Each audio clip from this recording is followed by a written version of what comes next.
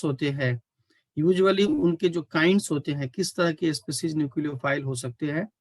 तो हमने बताया था कि उनके काइंड्स या तो वो non bonding pair of electron donate करने वाले होंगे, या बॉन्डिंग में पाई से या सिग्मा बॉन्ड से। तो नॉन बॉन्डिंग वाले इलेक्ट्रॉन पेयर जो होंगे वह न्यूट्रल भी हो सकते हैं और चार्ज भी हो सकते हैं।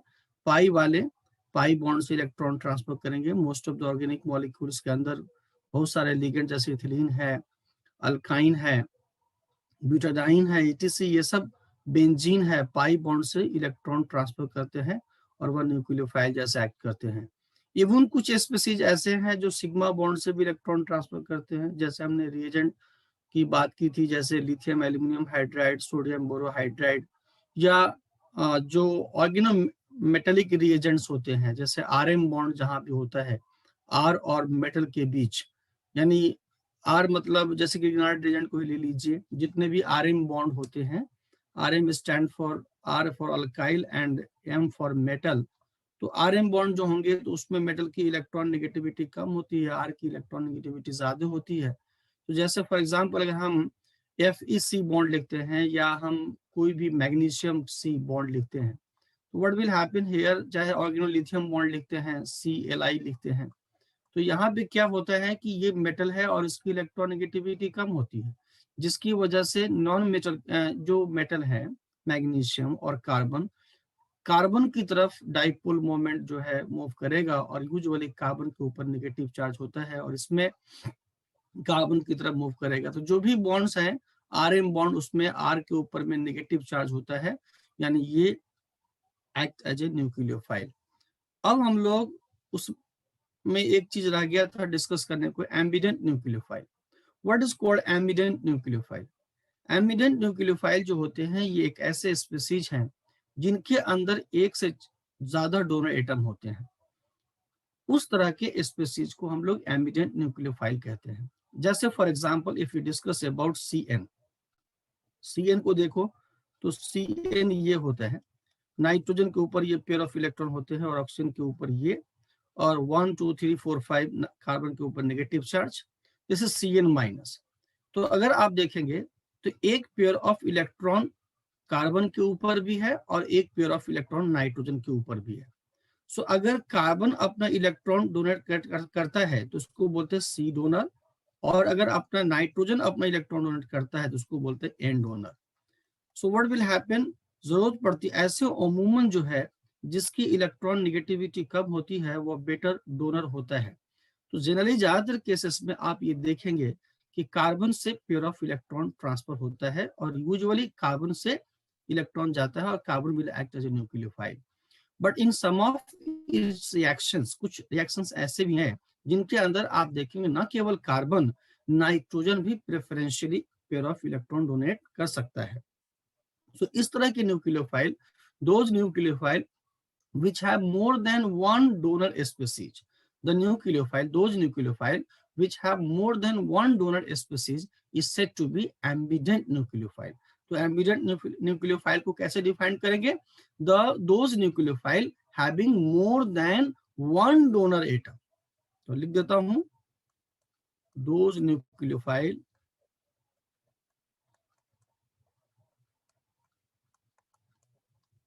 having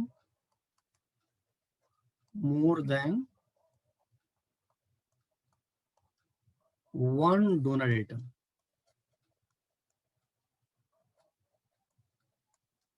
said to be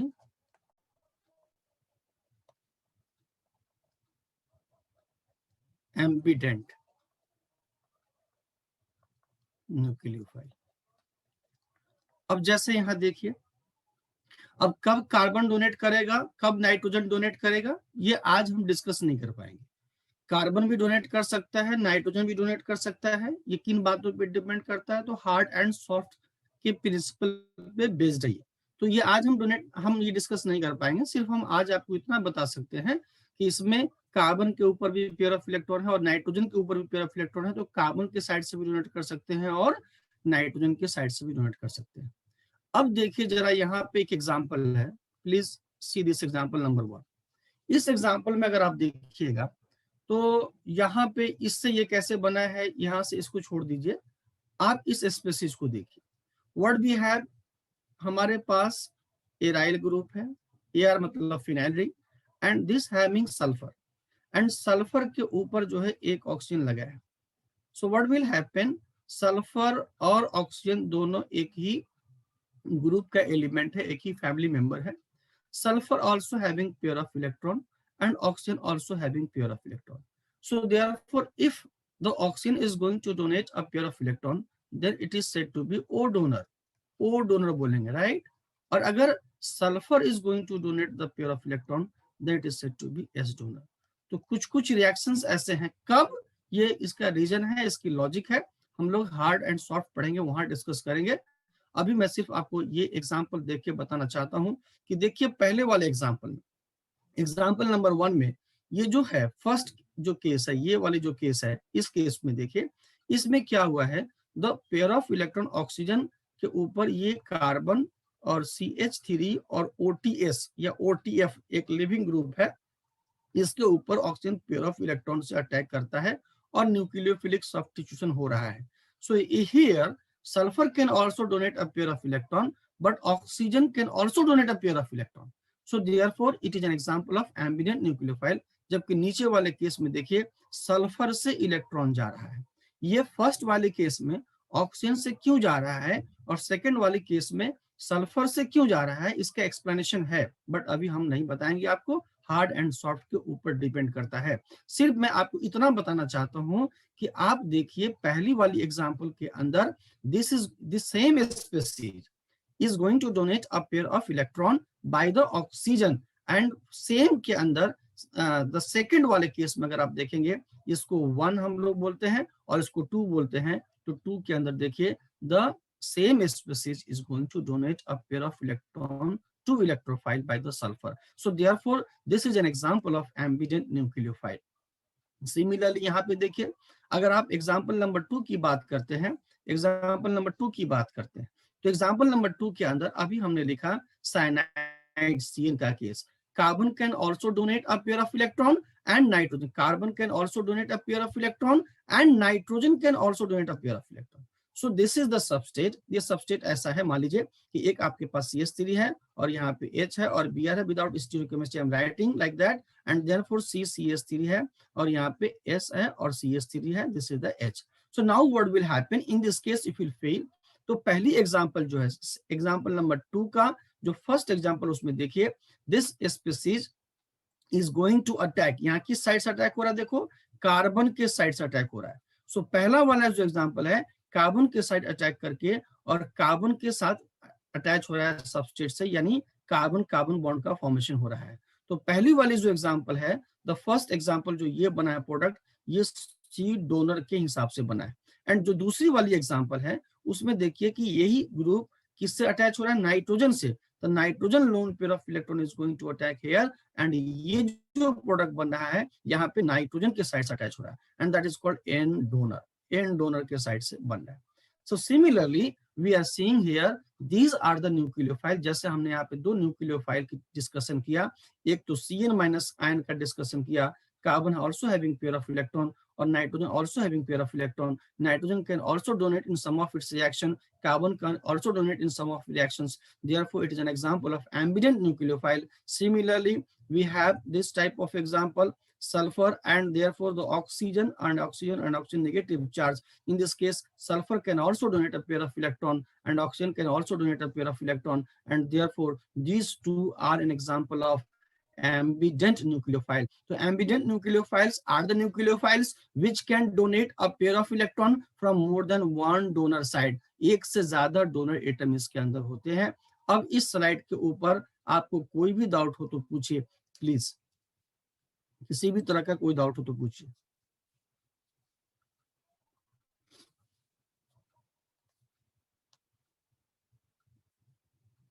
अगर कोई डाउट नहीं है तो हम लोग आगे बढ़ सकते हैं। हाँ मैंने आपको बताया ना शुभम जी कि ये अभी हम नहीं बता सकते हैं, अभी हम आपको डिस्कस करेंगे ये क्या बोलते हैं इन चीजों के ऊपर में, हार्ड एंड सॉफ्ट पढ़ लेंगे तब डिस्कशन करेंगे कि हार्ड हार्ड के साथ इंटरेक्ट करेगा एंड सॉफ्ट सॉफ्ट के साथ इंटरेक्ट करेगा। तो अभी आप सिर्फ इतना समझिए कि एम्बिडेंट न्यूक्लियोफाइल क्यों बोला गया, इतने में कोई दिक्कत है? इसलिए बोला गया कि एक से ज्यादा डोनर आइटम। ओटीएफ लिविंग ग्रुप होता है, ओटीएफ इज अ लिविंग ग्रुप, ओ ट्रिफलेट, ट्रिफलेट को बोलते हैं, ठीक है।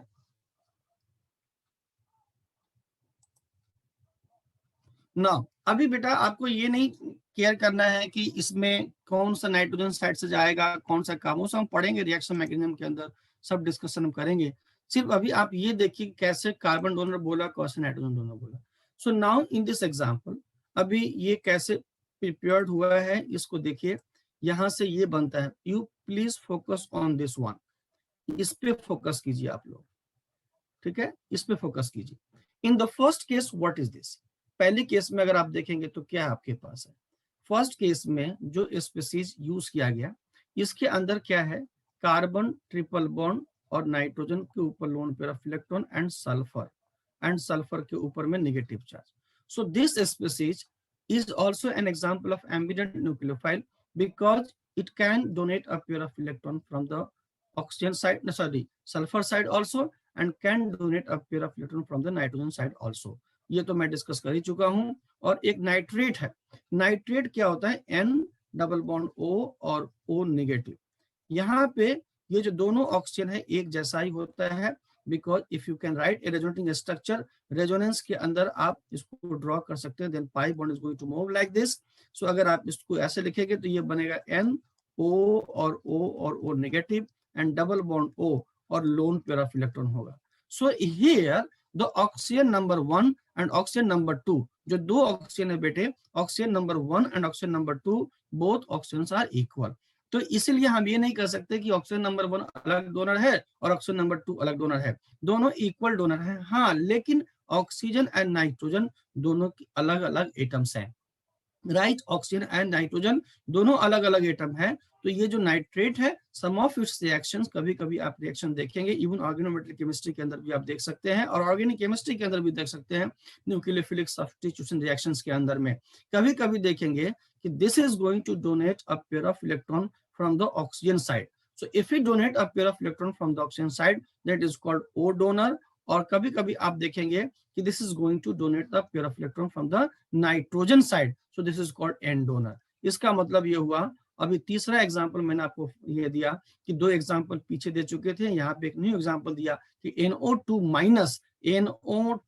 Minus can also act as a ambident nucleophile, because in this case nitrogen से भी आप पेयर ऑफ इलेक्ट्रॉन ट्रांसफर कर सकते हैं और कार्बन के साथ नाइट्रोजन से भी आप पेयर ऑफ इलेक्ट्रॉन ट्रांसफर कर सकते हैं और ऑक्सीजन से भी पेयर ऑफ इलेक्ट्रॉन ट्रांसफर कर सकते हैं। सो देयरफॉर आप इसमें देखिए, इधर के साइड में जो प्रोडक्ट बना है इस न्यूक्लियोफाइल का, ये बीच वाला न्यूक्लियोफाइल है, समझ रहे हैं बेटा, और दो दोनों एटम साइड, एक सल्फर साइड पे है और एक नाइट्रोजन साइड पे है। तो राइट साइड वाला जो प्रोडक्ट आप देख रहे हैं राइट साइड में, ये जो राइट साइड में है, इसमें देखिए who is the substrate R, और आर किसके साथ अटैच है, एन के साथ है। इसका मतलब नाइट्रोजन ने पेयर ऑफ इलेक्ट्रॉन दिया है, तो ये जो प्रोडक्ट बना राइट वाला एन डोनर का प्रोडक्ट है, राइट, सबको समझ में आ रहा है। और लेफ्ट वाला जो है देखिए आर प्लस किसके साथ बाइंड है, आर प्लस जो बाइंड है सल्फर के साथ बाइंड है, मतलब ये एस डोनर का प्रोडक्ट है, एस डोनर का प्रोडक्ट है। और नीचे वाले केस में देखिए आर प्लस किसके साथ बाइंड है, आर जो कार्बन के साइड बाइंड है, इसका मतलब ये सी डोनर का प्रोडक्ट है। और इसलिए ये वाला जो प्रोडक्ट है यहाँ पे आर प्लस को देखिए, R plus is electrophile and the R plus is bind with the nitrogen, इसका मतलब इसमें एन डोनर का प्रोडक्ट है। और उसी तरीके से नीचे वाले एग्जांपल में देखिए, इसमें आर प्लस किसके साथ बाइंड है, R plus is bind with the nitrogen, तो ये राइट वाला जो प्रोडक्ट है वो एन डोनर का प्रोडक्ट है। और लेफ्ट साइड में देखिए आर जो है आर प्लस किसके साथ बाइंड है, तो आर प्लस जो बाइंड है वो किसके साथ बाइंड है, ऑक्सीजन के साथ बाइंड है। इसका मतलब ये वाला जो प्रोडक्ट है वो ओ डोनर का प्रोडक्ट है। So this is the N donor and O donor. कैसे पहचाने कौन किसने दिया है, ये अलग डिबेट का मुद्दा है, कौन फास्ट है कौन स्लो है, वो आज हम डिस्कस नहीं कर रहे हैं। हम ये कर रहे हैं कि how we are going to identify कि नाइट्रोजन साइड से अटैक हुआ है कि कार्बन साइड से अटैक हुआ है। सो दीज दो बॉक्स में यहाँ पे हमने जो लिखा है, this all are an example of ambident nucleophile, ambident nucleophile, ambident. Durga Prasad कपड़े पहन के बैठा करो क्लास में, या तो वीडियो ऑफ रखा करो या गंजी पहन के बैठो क्लास में, ये कोई तरीका है बेटा, एम्बिडेंट न्यूक्लियोफाइल है। ठीक है, इसमें बताओ किसी को कोई दिक्कत है क्या? इसमें किसी को कोई दिक्कत है बे? आप में से किसी को प्रॉब्लम है क्या? क्लास के डेकोरम को मेंटेन कीजिए। आप लोग क्लास में, ये ऑनलाइन सिस्टम है, कभी भी कोई ओपन हो सकता है। ठीक है, तो बच्चे और बच्चियां सारे इस क्लास में बैठे हैं, तो आप सब लोग वेल ड्रेस होकर क्लास में बैठा करें। ये मेरा आपसे रिक्वेस्ट है। आज के बाद ऐसी घटना नहीं घटनी चाहिए, गंजी पहन के और लुंगी पहन के बैठे हैं क्लास में। तो ये कोई क्लासी रूम है? ठीक है, so please maintain your decorum. आगे से हमको ये बात नहीं कहनी पड़े। ठीक है, इसमें हर तरह के लोग बैठे हैं, घर है, सब लोग देख रहे हैं, आप एक दूसरे को देख रहे हैं। ठीक है, तो वीडियो ऑफ रखा करें और ढंग से कपड़े पहन के बैठिए क्लास में। ठीक है बेटा, बताओ इसमें किसी को प्रॉब्लम है तो बताओ, आगे बढ़ सकते हैं। अगर आपको स्पीड फास्ट या स्लो लग रहा है तो बताइएगा, मैं तेज, चूंकि अभी हमको पता नहीं है आपका अभी जो जो अंडरस्टैंडिंग लेवल है, 1 2 3 क्लास में मुझे मालूम चल जाए कितने स्पीड आप सहन कर सकते हैं या कितना स्लो पढ़ सकते हैं। तो अगर आपको फास्ट लगे तो बता दीजिएगा, स्लो लगे तो भी बता दीजिएगा। ठीक है, कोई बात नहीं बेटा, आज सॉरी बोलने की जरूरत नहीं है, कोई बात नहीं है, लेकिन ध्यान रखना।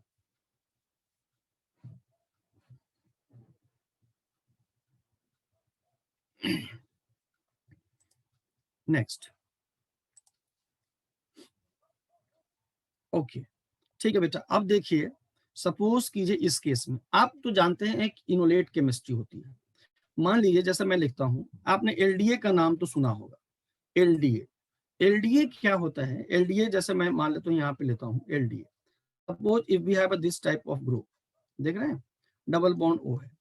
LDA di lithium di isopropyl amide होता है। ठीक है, तो वो क्या होता है? आइसोप्रोपाइल आईपीआर और isopropyl IPR,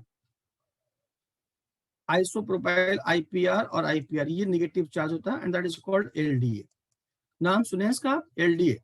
L D L stand for lithium, D stand for di isopropyl, A for amide. So LDA जो होते हैं that is called non nucleophilic base.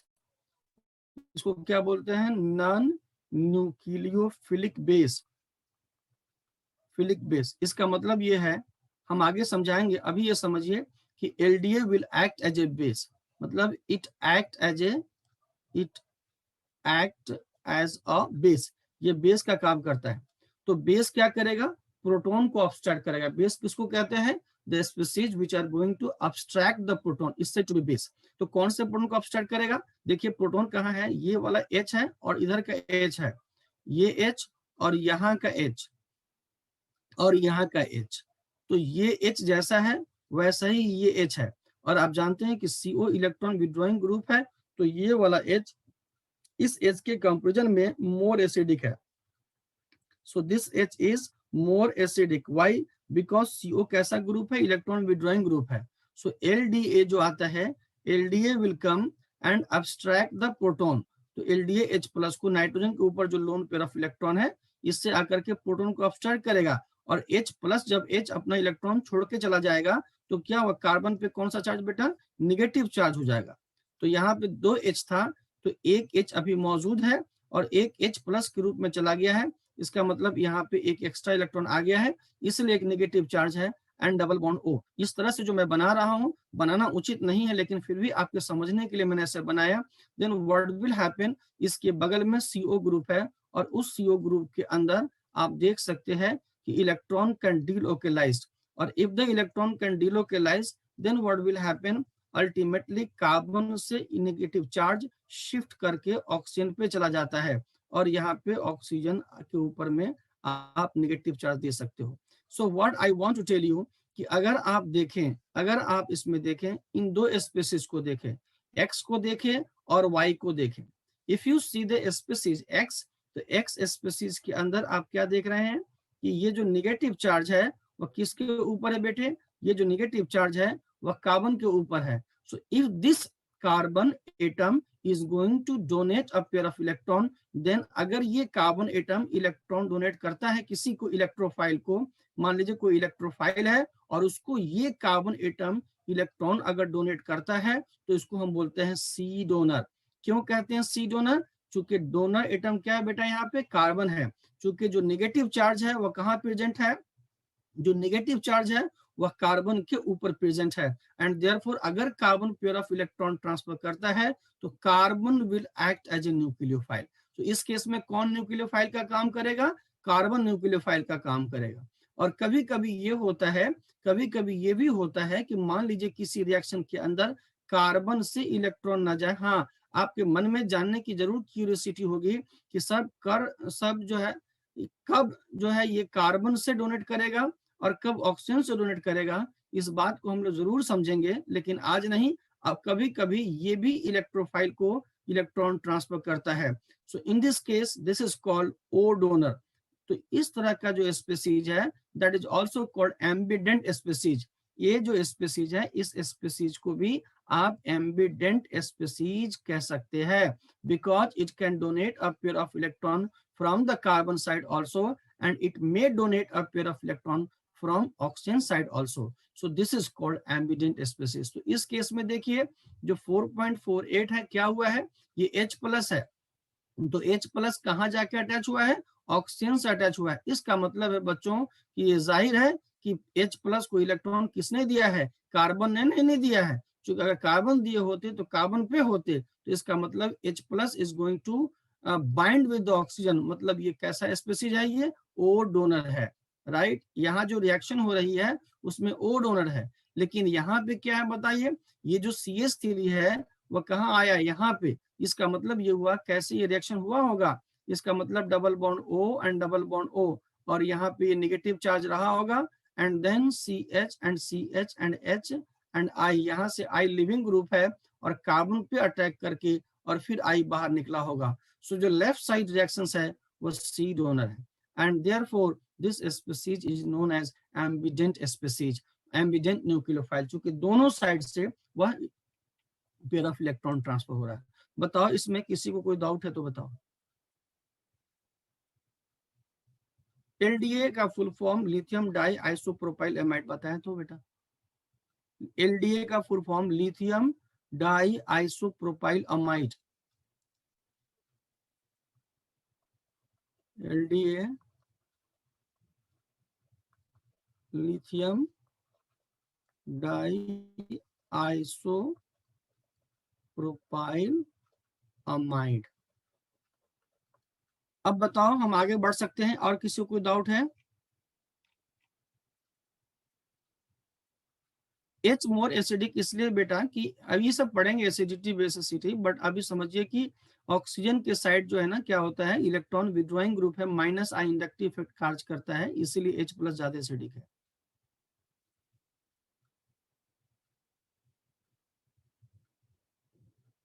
C donor इसीलिए बिकॉज ये जो इलेक्ट्रोफिलिक स्पीसीज है क्या है, ये वाला इलेक्ट्रोफिलिक स्पीसीज है, कहाँ जाके अटैच है, कार्बन से लगा है ना, इसीलिए कार्बन पे अटैक किया है। तो मतलब the lone pair of electron is going to attack from the carbon sides, तो कार्बन साइड से अटैक किया है।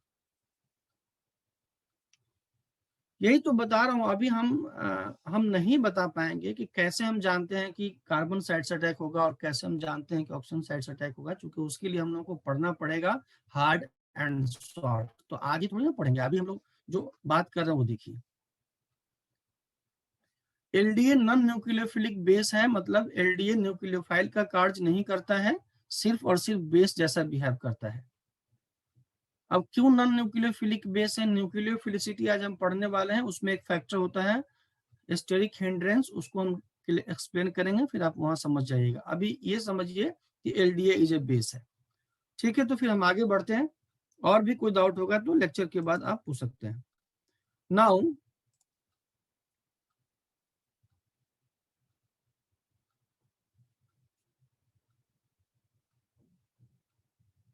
नाउ अब देखिए, सपोज कीजिए ये भी एक उसी तरह का स्पीसीज है, तो यहाँ पे भी अगर आप देखेंगे इस स्पीसीज को, व्हाट इज दिस। सो अगर आप 4.9 स्पीसीज को देखेंगे तो दिस इज CH3, C और O नेगेटिव, O के ऊपर में नेगेटिव चार्ज है, and then double bond C और H, and then C double bond O OET है, राइट। ये एक स्पीसीज है। So therefore this is one of the resonating structures, and if you do a resonating structures, दूसरा आप resonance draw कर सकते हैं, तो ऑक्सीजन का पेयर ऑफ इलेक्ट्रॉन इधर मूव करा करके ये इधर की तरफ मूव करेगा, देन कार्बन के ऊपर नेगेटिव चार्ज होगा. So what we can write, so in this case CH3 double bond O and then CH. एक तो आप लोग वीडियो ना बार बार ऑन कर दे रहे हो, जिससे ना स्क्रीन पे पूरा मेरे वीडियो आपका आ जाता है, पढ़ाने में बहुत दिक्कत हो रही है. किसी का वीडियो ऑन है, देखो किसका ऑन है.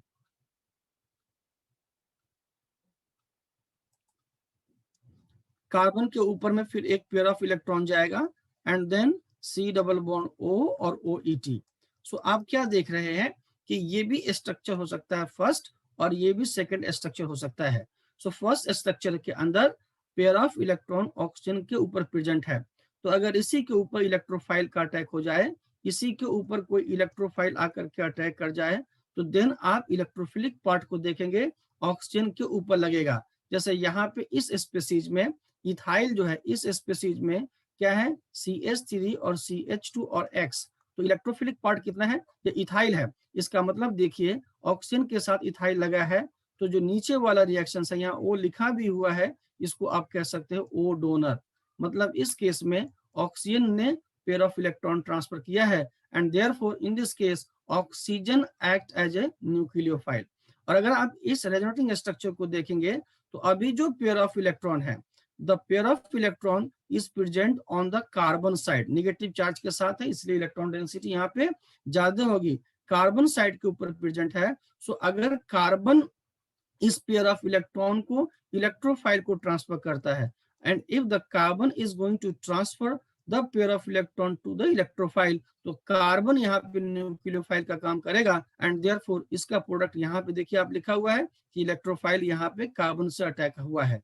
सो इस केस में कार्बन को हम लोग C डोनर न्यूक्लियोफाइल कहेंगे. तो these all are an example of ambident nucleophile. So एक बार और मैं रिपीट कर दूं, ambident nucleophiles are the species which having more than one donor atom.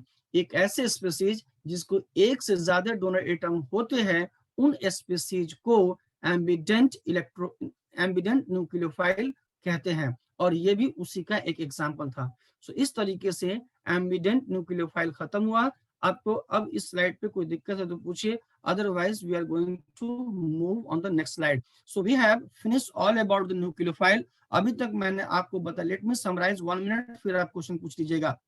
अभी तक मैंने आपको ये बताया कि लेट मी समराइज, सिर्फ मैंने आपको ये बताया कि कोई भी केमिकल ट्रांसफॉर्मेशन और कोई भी केमिकल रिएक्शंस होता है, तो उसके दो कंपोनेंट होते हैं, एक इलेक्ट्रोफाइल और एक न्यूक्लियोफाइल. ये दुनिया का भी नियम है कि एक पॉजिटिव और एक नेगेटिव, जैसे एक लड़का है तो फिर लड़की भी है कि नहीं, हर तरह का एक पॉजिटिव और एक नेगेटिव कंपोनेंट होते हैं. तो ऑर्गेनिक रिएक्शंस के अंदर भी इसी तरीके से एक पॉजिटिव और एक नेगेटिव कंपोनेंट है. एक पॉजिटिव मतलब इलेक्ट्रोफिलिक कंपोनेंट, और नेगेटिव मतलब न्यूक्लियोफिलिक कंपोनेंट, और इन दोनों को मिला करके कंप्लीट केमिकल ट्रांसफॉर्मेशन होता है. फॉर एनी केमिकल ट्रांसफॉर्मेशन हम रिएजेंट का जो इस्तेमाल करते हैं, reagent having two parts, one part is electrophilic part and one part is nucleophilic part. So जो न्यूक्लियोफिलिक पार्ट होते हैं वह क्या है, न्यूक्लियोफाइल कहलाता है. और न्यूक्लियोफाइल क्या हो सकता है, तो न्यूक्लियोफाइल कोई भी स्पीशीज हो सकता है जो पेयर ऑफ इलेक्ट्रॉन डोनेट कर सके. फिर हमने आपको काइंड्स ऑफ न्यूक्लियोफाइल बताए, और फिर हमने एम्बिडेंट न्यूक्लियोफाइल आपको बताया है. सो एक कंपोनेंट हमने फिनिश किया. अभी इसमें बहुत सारी चीजें बाकी है, जैसे न्यूक्लियोफिलिसिटी क्या होता है, फिर बेसिसिटी क्या होता है, न्यूक्लियोफिलिसिटी और बेसिसिटी में क्या डिफरेंस है. तो इन बातों को जानने से पहले हार्ड न्यूक्लियोफाइल क्या होता है, सॉफ्ट न्यूक्लियोफाइल क्या होता है, इस बात को जानने से पहले वी आर गोइंग टू इस बात को जानने से पहले we are going to learn what is electrophile. जब हम इलेक्ट्रोफाइल जान लेंगे, फिर हम फिर से लौट के आएंगे what is nucleophilicity and factor affecting nucleophilicity, hard and soft nucleophile, what is basicity and what is the difference between basicity and nucleophilicity. ये सभी हम डिस्कस करेंगे बाद में. अभी स्लाइड नंबर 5 के ऊपर कोई डाउट है तो पूछिए, otherwise we are going to move.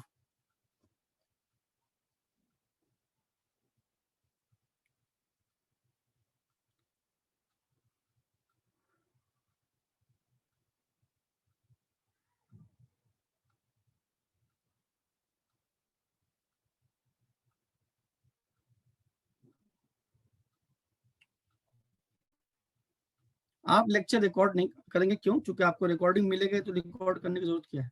Lecture already recorded हो रहा है, आप ऑलरेडी देख सकते हैं लेक्चर्स। अगर आप एडमिशन लेते हैं, पता नहीं मुझे अभी ट्रायल में आप लोग एडमिशन ले चुके हैं, एडमिशन अगर ले लेंगे तो आपको ऑलरेडी रिकॉर्डिंग मिलेगी, आपको रिकॉर्ड देख सकते हैं, आपको रिकॉर्ड करने की जरूरत नहीं है। So here I am going to take 1 minute break and after that I will again start the lecture.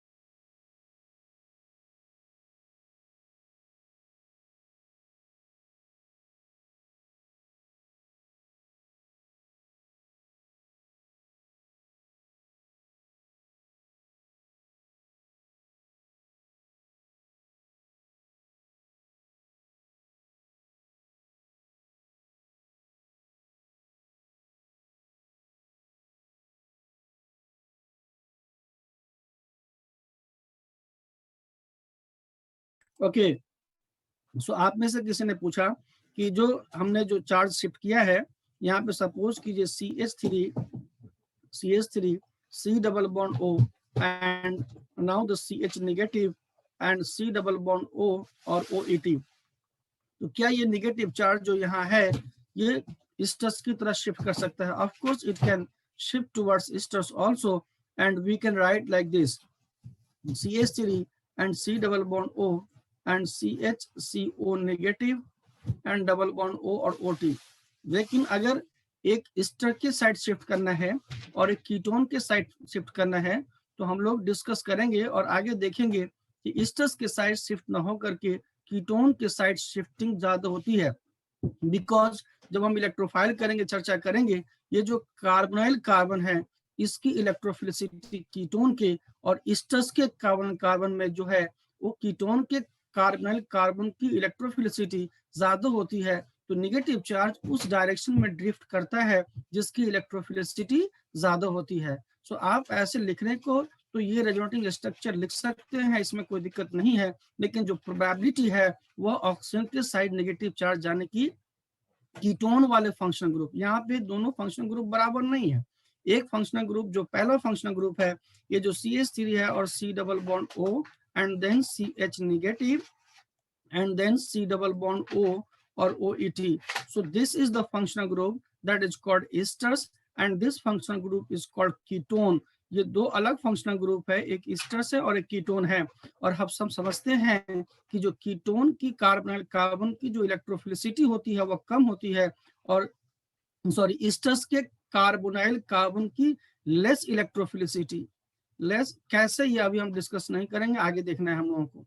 Less electrophilicity होती है और इसकी जो इलेक्ट्रोफिलिसिटी होती है वह मोर इलेक्ट्रोफिलिसिटी होती है। तो इलेक्ट्रॉन उस डायरेक्शन में शिफ्ट करेगा जिसकी इलेक्ट्रोफिलिसिटी ज्यादा होती है।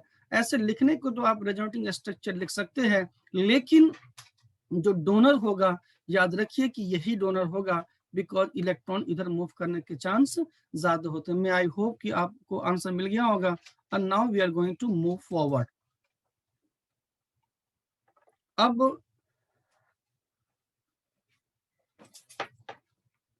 अब देखिए बेटा, इधर ये स्लाइड पे कंक्लूजन्स हमने लिख दिया है। आपको कुछ भी नोट करने की जरूरत नहीं, बिल्कुल आपको बाद में नोट कीजिएगा क्लास के बाद। अभी आप सिर्फ ध्यान से समझिए, सब कुछ तरीके से लिखा हुआ स्लाइड के ऊपर में। कंक्लूजन क्या है कि न्यूक्लियोफाइल में donate a electron pair in order of preference from the lone pair, pi bond and even sigma bonds. ये सब हम डिस्कस कर चुके हैं, है कि नहीं बेटा? डिस्कस कर चुके हैं ना हम लोग। लोन पेयर से कैसे जाएगा, पाई बॉन्ड से कैसे जाएगा और सिग्मा बॉन्ड से कैसे जाएगा, ये सब हम डिस्कस कर चुके हैं। अब आप देखिए ध्यान से, ये क्वेश्चन समझिए each of this molecules, molecule is nucleophile, क्या लिखा है, each of this molecule is nucleophile. नीचे जो स्पेसिस लिखा है फर्स्ट, सेकंड, थर्ड, 4, 5 एंड 6, ये सारे न्यूक्लियोफाइल्स हैं। ठीक है बेटा, आइडेंटिफाई द इलेक्ट्रोफिलिक एटम, इसमें जो है ना वो बुक में बाय मिस्टेक यहाँ पे इलेक्ट्रोफिलिक लिखा है, it is not electrophilic atom. जो इलेक्ट्रोफिलिक है it is replaced by nucleophilic. Nucleophile में न्यूक्लियोफिलिक एटम होते हैं, यानी डोनर एटम आपसे पूछ रहा है। And draw the mechanism for the reaction with the general, ये मत छोड़ दीजिए, सिर्फ आप इसमें पहले वाले एग्जाम्पल में, आप नीचे वाले करने की जरूरत नहीं, जब इलेक्ट्रोफिलिक पार्ट पढ़ लेंगे तब वहां पे आप मैकेनिज्म करके ड्रॉ करेंगे। मुझे सिर्फ ये बता दीजिए कि जो फर्स्ट स्पीसीज बेटा आपका है वह कौन सा डोनर स्पीसीज है। फर्स्ट जो आप देख रहे हैं, जब कभी ऑर्गेनिक में इस तरह की नोमेनक्लेचर हो, शुरू के दिनों में जब आपको समझ में ना आए तो आप इसको ओपन करके लिखिए। फर्स्ट क्या है, फर्स्ट आर है, यदि आर मतलब अल्काइल जानते हैं, सी ट्रिपल बॉन्ड सी, और यहाँ पे निगेटिव चार्ज है। मैं आपसे पूछूं क्या यहाँ पाई बॉन्ड है कि नहीं है, पाई बॉन्ड में पेयर ऑफ इलेक्ट्रॉन होते हैं कि नहीं है। आपको न्यूक्लियोफाइल के लिए 2 इलेक्ट्रॉन चाहिए, तो क्या ये पाई बॉन्ड से इलेक्ट्रॉन डोनेट करेगा। मैं आपसे पूछ रहा हूँ, इसका आंसर कीजिएगा। Why not they are going to transfer from the pi, ये में तो आपको तो 2 ही इलेक्ट्रॉन चाहिए ना, न्यूक्लियोफाइल से क्या उम्मीद रखते हैं कि they should have to donate 2 electron. तो यहाँ से भी 2 इलेक्ट्रॉन मिल सकता है और यहाँ से भी 2 इलेक्ट्रॉन मिल सकता है। लेकिन बेटा ये जो इलेक्ट्रॉन है वह कहाँ है, ये जो इलेक्ट्रॉन है लोन पेयर में है और नॉन बॉन्डिंग में है, और ये जो है पाई बॉन्ड्स में है। यहाँ भी सही बात है कि यहाँ भी 2 इलेक्ट्रॉन है, बट इन दोनों इलेक्ट्रॉन के ऊपर 2 न्यूक्लियस कार्बन नंबर 1 और कार्बन नंबर 2 के बीच लोकेलाइज्ड है। जबकि यहाँ पे जो पेयर ऑफ इलेक्ट्रॉन है, जो लोन पेयर हमने लिखा है, वह सिर्फ एक न्यूक्लियस के बीच लोकेलाइज्ड है। तो देयरफॉर ये सी डोनर है। और अगर इलेक्ट्रोफाइल लिखेंगे, इलेक्ट्रोफाइल ये, तो ये इस तरीके से पेयर ऑफ इलेक्ट्रॉन ट्रांसफर होता है। So always electron will flow from nucleophile to electrophile. इसका भी रीजन है, हम आगे के लेक्चर में पढ़ेंगे। Now please go with the second one. Second one में अभी हमने डिस्कस किया था, from where it is going to donate a pair of electron. ये ग्रुप 13 एलिमेंट, याद रखिए ग्रुप 13 एलिमेंट में कौन कौन से आते हैं, याद रखिए ग्रुप 13 एलिमेंट पीरियोडिक टेबल में कौन कौन से है, बोरॉन है, एल्यूमिनियम है, गैलियम है, इंडियम है और थैलियम है।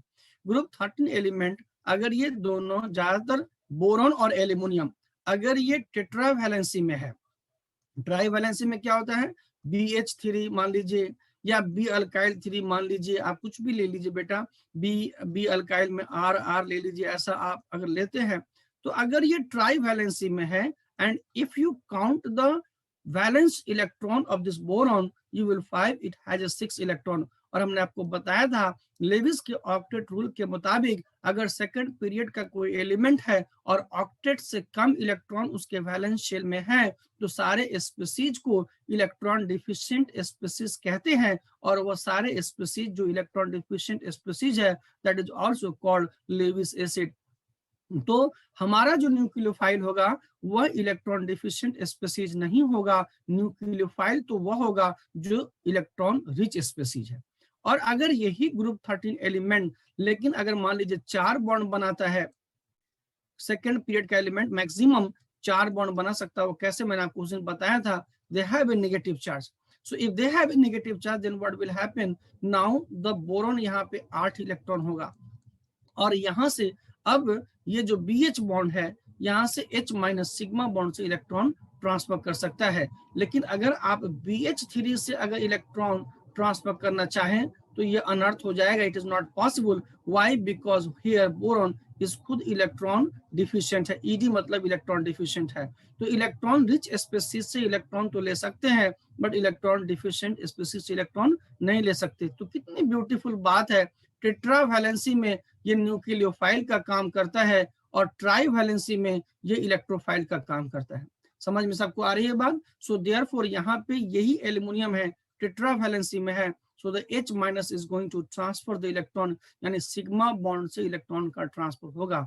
मुझे बताओ, यहाँ पे 2 नाइट्रोजन है, नाइट्रोजन नंबर 1 और nitrogen number 2। This system is called hydrazine, which nitrogen is going to donate a pair of electron, and can I call the third nucleophile is a ambident nucleophile? क्या third को हम ambident nucleophile कह सकते हैं? और nitrogen number 1 and nitrogen number 2, nitrogen number 1 and nitrogen number 2 में which nitrogen is going to donate a pair of electron? बच्चों आप मुझे बताएं कि दोनों नाइट्रोजन में से कौन सा नाइट्रोजन पेयर ऑफ इलेक्ट्रॉन को ट्रांसफर करेगा?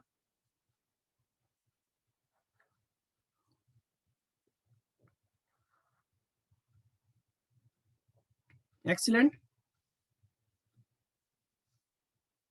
आपका आंसर जो है काफी बेहतरीन है। आप मेरी जाल में नहीं फंसे, दोनों नाइट्रोजन एक ही जैसा है और इसीलिए एम्बिडेंट न्यूक्लियोफाइल भी नहीं कर सकते, बिकॉज दोनों तो सेम ही डोनर एटम है। एम्बिडेंट न्यूक्लियोफाइल कब कहेंगे? जब more than one donor atom हो। दोनों नाइट्रोजन तो एक ही है, एक अगर नाइट्रोजन होता एक सल्फर होता तो अलग अलग डोनर एटम हो गया ना। तो इसीलिए आपने बहुत बेहतरीन आंसर किया है, सबका सही है लगभग, और जिन लोगों ने बताया सब सही बताया। तो यहाँ पे कोई सा भी नाइट्रोजन दे, so when you are writing the mechanism, जब आप मैकेनिज्म प्रपोज करते हैं और हाइड्रोजन लिखा हुआ है, जब आप मैकेनिज्म प्रपोज करते हैं और इस तरीके से हाइड्रोजन लिखा हुआ है, तब जाकर के आपको ये नहीं सोचना कि which pair of electron it is going to be transfer. दोनों में से कहीं से भी एरो दिखा दीजिए, यहां से दिखा दीजिए या यहां से दिखा दीजिए, आपका सही हो जाएगा। सो now in the third case, दोनों सल्फर, क्या सल्फर नंबर 1 और सल्फर नंबर 2 डिफरेंट है कि सेम है? व्हाट इज योर ओपिनियन, जल्दी बताइए। Sulphur number 1 and sulphur number 2 different है कि सेम है? एग्जैक्टली, वेरी गुड, दोनों नाइट्रोजन बेटा सेम है, इसीलिए दोनों नाइट्रोजन सेम है और दोनों सल्फर सेम है, सॉरी। और चूंकि अगर आप इसको रेजोनेटिंग स्ट्रक्चर लिखेंगे तो ये इधर से इधर मूव करेगा। So both the sulphur are same due to the resonance and therefore ये यहाँ से सल्फर से पेयर ऑफ इलेक्ट्रॉन ट्रांसफर कर सकता है। Now in this case what will happen? अगर आप देखिएगा ये POMA3 है, so please keep in the mind, एक पेयर ऑफ इलेक्ट्रॉन यहाँ पे ऑक्सीजन के ऊपर है और एक पेयर ऑफ इलेक्ट्रॉन यहाँ पे सल्फर के ऊपर है, सल्फर कर रहा हूँ, फास्फोरस के ऊपर है। आपको क्या लगता है कि which pair of electron should it be transfer? कौन सा पेयर ऑफ इलेक्ट्रॉन ये ट्रांसफर होना चाहिए? सल्फर वाला, फास्फोरस वाला या ऑक्सीजन वाला? Very good, excellent answer, phosphorus वाला, बिकॉज फास्फोरस की इलेक्ट्रॉन नेगेटिविटी ऑक्सीजन से कम होती है। Are you agree with my answer? Phosphorus की इलेक्ट्रॉन नेगेटिविटी, बेटे क्या मेरे आप सवाल से आंसर से सहमत हो? If you are disagree, please tell me, or if you are agree, please tell me yes. If you are disagree, then no. तो प्लीज बताइए, क्योंकि अभी हम आगे पढ़ने वाले हैं, जो न्यूक्लियोफाइल होते हैं वो उनकी इलेक्ट्रॉन नेगेटिविटी अगर सही है, अगर उसकी इलेक्ट्रॉन नेगेटिविटी कम है तो बेटर डोनर होता है। तो फास्फोरस और ऑक्सीजन में आप देख रहे हैं कि फास्फोरस की इलेक्ट्रॉन नेगेटिविटी कम होती है and therefore phosphorus is going to better donor. So यहाँ पे फास्फोरस जो है वह पेयर ऑफ इलेक्ट्रॉन को ज्यादा ट्रांसफर करेगा। और दूसरी बात ये भी याद रखिए कि फास्फोरस के ऊपर एक वैकेंट डी ऑर्बिटल है एंड उस वैकेंट ये पेयर ऑफ इलेक्ट्रॉन तो है ही इसके ऊपर में OR और OR, और यहाँ पे वैकेंट डी ऑर्बिटल है and phosphorus can exceed their covalency, so phosphorus can receive that pair of electron because it has a vacant d orbital and forms p double bond O or CH3. Oxygen has given the pair of electron therefore positive charge and this is the OCH3 and this is the OCH3 and यहाँ पे एक pair of electron। अब phosphorus के side total electron count करो 1 2 3 4 5 और 6। बच्चों मैंने आपको पिछली क्लास में बताया था कि वैलेंस इलेक्ट्रॉन से अगर ज्यादा इलेक्ट्रॉन है तो नेगेटिव, वैलेंस इलेक्ट्रॉन से अगर कम इलेक्ट्रॉन है तो पॉजिटिव, और वैलेंस के बराबर है तो कोई चार्ज नहीं। यहाँ पे फास्फोरस ग्रुप 15 एलिमेंट है, 5 वैलेंस इलेक्ट्रॉन होते हैं, लेकिन यहाँ पे आपने फास्फोरस के इर्द गिर्द इलेक्ट्रॉन काउंट किया तो एक ज्यादा है, इसलिए इस पे negative charge. So what I want to tell you कि इस रेजोनेटिंग स्ट्रक्चर की वजह से भी आप देखिए फास्फोरस के ऊपर इलेक्ट्रॉन डेंसिटी ज्यादा होती है और एक जनरल रूल है कि जिस एटम के ऊपर इलेक्ट्रॉन डेंसिटी ज्यादा होती है उसकी डोनर एबिलिटी ज्यादा होती है। इसी दो लॉजिक और रीजन की वजह से I am telling you here the phosphorus is better donor in compare to the oxygen. So यहाँ से जो एक्सप्लेनेशन होता है, यहाँ से जो पेयर ऑफ इलेक्ट्रॉन है जाना है वह कहाँ से जाएगा बेटे? फास्फोरस से जाएगा, इसलिए phosphorus is the donor. In the next example, we are going to move on the next example, the 6 के अंदर अब इसमें सवाल ही पैदा नहीं होता कि आप इसमें कंफ्यूज कर जाएं। 6 में 6 जो है वह इमीन बोलते हैं, it is a functional group, 6 is a functional group, और 6 जो फंक्शनल ग्रुप है उसको इमीन बोलते हैं। और आप तो भली भांति समझ गए होंगे कि इमीन को अगर हम लिखें तो क्या लिख सकते हैं। इमीन ऐसा ही होगा, खोल के ओपन करके लिखे तो क्या होगा, डबल बॉन्ड होगा, NH होगा। और थोड़ा सा बच्चों आप लोग घर पे लेविस डॉट स्ट्रक्चर 11th और 12th क्लास की जो NCERT की किताब है उससे पढ़ने की कोशिश करेंगे। अभी एक बार अगर आप पढ़ेंगे ना तो पहले जो पढ़े थे 11th 12th में और अब जो है बहुत डिफरेंट हो जाएगा। थोड़ा उनको पढ़ेंगे तो बहुत उसकी क्लियरिटी आएगी आपको। तो लेविस डॉट स्ट्रक्चर जब लिखेंगे तो आप ऐसा पाएंगे इसका। और नाउ यहाँ पे देखिए कहाँ कहाँ इलेक्ट्रॉन है। इस इमीन के अंदर में सिग्मा के अंदर भी 2 इलेक्ट्रॉन है, पाई के अंदर भी 2 इलेक्ट्रॉन है, और नॉन बॉन्डिंग इलेक्ट्रॉन भी 2 इलेक्ट्रॉन है। तो अगर आपके मॉलिक्यूल स्पीशीज के अंदर सिग्मा से भी इलेक्ट्रॉन आ सकता है, पाई से भी इलेक्ट्रॉन मिल सकता है, और नॉन बॉन्डिंग से भी इलेक्ट्रॉन मिल सकता है, so I'm telling you they are going to transfer the electron from the non-bonding and therefore nitrogen pair of electron transfer करेगा। so अगर आप mechanism show करेंगे so they are going to transfer the electron, they are going to transfer the electron from the nitrogen side। so this is all about the slide number 6 के बारे में मुझे इतना ही बताना था। आपको कोई डाउट है तो पूछिए, otherwise we will move forward।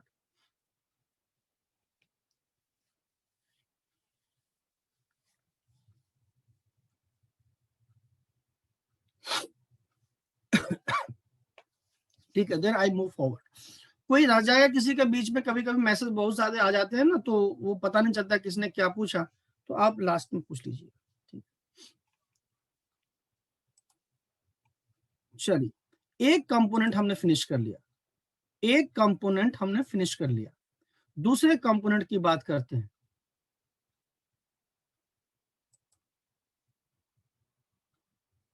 Aluminium वाले में हमने कहा था कि एल्यूमिनियम में भी जो है वह देखो ना, एल्यूमिनियम के अंदर भी क्या है बेटा, एल्यूमिनियम में वो पिछली क्लास में डिस्कस किया था कि AlH जो बॉन्ड होता है ना, जब 4 बॉन्ड बना लेता है यहाँ पे ऐसे लिथियम एल्यूमिनियम हाइड्राइड, तो यहाँ से ये सिग्मा बॉन्ड H- के रूप में इलेक्ट्रॉन ट्रांसफर करता है।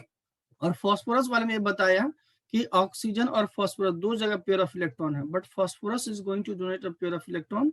व्हाई? बिकॉज फास्फोरस की इलेक्ट्रॉन नेगेटिविटी ऑक्सीजन से कम है, तो जिसकी इलेक्ट्रॉन नेगेटिविटी कम होती है ना वो इलेक्ट्रॉन ज्यादा डोनेट करता है। और दूसरा एक्सप्लेनेशन मैंने यहाँ बताया कि इसके पास वैकेंट डी ऑर्बिटल भी होता है, तो अगर रेजोनेंस करेगा तो oxygen is going to push the electron into the vacant d orbital, जिसकी वजह से फास्फोरस पे इलेक्ट्रॉन डेंसिटी बढ़ जाती है और इसकी वजह से उसकी डोनेबिलिटी बढ़ जाती है। ये बताया। 5th ही रिपीट किया हूं बेटा, 5th ही बोला हूं।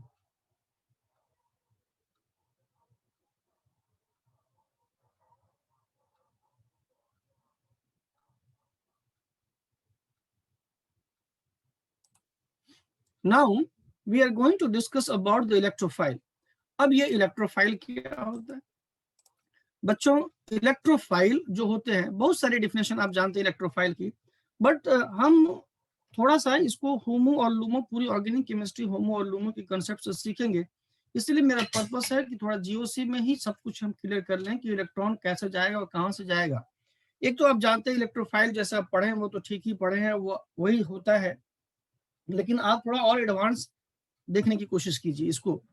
तो इलेक्ट्रोफाइल जो होते हैं वो क्या होते हैं? इलेक्ट्रोफाइल, सो कोई भी स्पीसीज इलेक्ट्रोफाइल हो सकता है, कोई भी species, any species will act as electrophile. सिर्फ शर्त यह है कि वह species a pair of electron को एक्सेप्ट करे। न्यूक्लियोफाइल अब पेयर ऑफ इलेक्ट्रॉन को डोनेट करे तो nucleophile is said to be donor, nucleophile is said to be donor, and electrophile is said to be acceptors. तो जो पेयर ऑफ इलेक्ट्रॉन दे सकता है, समझ रहे हैं बात, तो उसको न्यूक्लियोफाइल, देने वाला को दाता बोलते हैं ना हिंदी में, दाता, तो उसको बोलते हैं डोनर, ब्लड डोनर, ब्लड देने वाला। तो इलेक्ट्रॉन देने वाला, तो क्या इलेक्ट्रॉन देने वाला क्या बोल देंगे? न्यूक्लियोफाइल। तो उसी तरीके से जो पेयर ऑफ इलेक्ट्रॉन को एक्सेप्ट कर सके उसको हम बोलते हैं इलेक्ट्रोफाइल। और याद ये रखिए कि पूरी सिस्टम में जैसे आप बात कर सकते हैं कि जितना लड़का का होना जरूरी है उतना लड़की का भी होना जरूरी है, क्योंकि भगवान ने पूरा जो इकोसिस्टम बनाया है तो ये एक दूसरे के बिना चल नहीं सकता।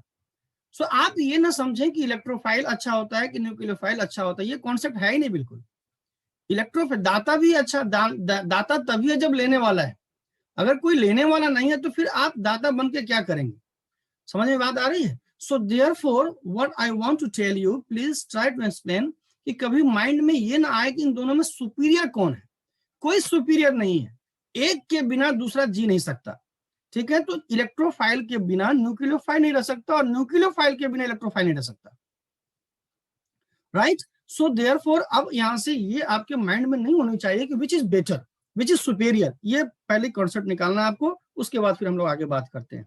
सो जो इलेक्ट्रोफाइल होते हैं, एनी स्पीसीज, जैसा कि लिखा हुआ है, लिखने की जरूरत नहीं है, any species which can accept गलत लिखा गया है, एक्सेप्ट होना चाहिए ACCPT, a pair of electron is said to be electrophile। अब सवाल ये है कि अब वहां याद रखिएगा न्यूक्लियोफाइल को क्या बोलते हैं? डोनर। न्यूक्लियोफाइल को बोलिएगा डोनर, मतलब दाता, देने वाला, और इलेक्ट्रोफाइल को बोलिएगा एक्सेप्टर, लेने वाला। तो डोनर और एक्सेप्टर समझ में आ गया, डोनर और एक्सेप्टर्स। अब देखिए सेकंड पॉइंट हमने बोला कि nucleophile is said to be electrophile is also said to be acceptor, यानी इलेक्ट्रॉन डिफिशिएंट स्पीसीज। एक बात मैं आपको यहाँ पे बता देता हूँ, वहां पे बताना भूल गया। सपोज कीजिए, अगर यहीं पे लिख देता हूँ, देख लीजिए, इथिलीन मॉलिक्यूल है।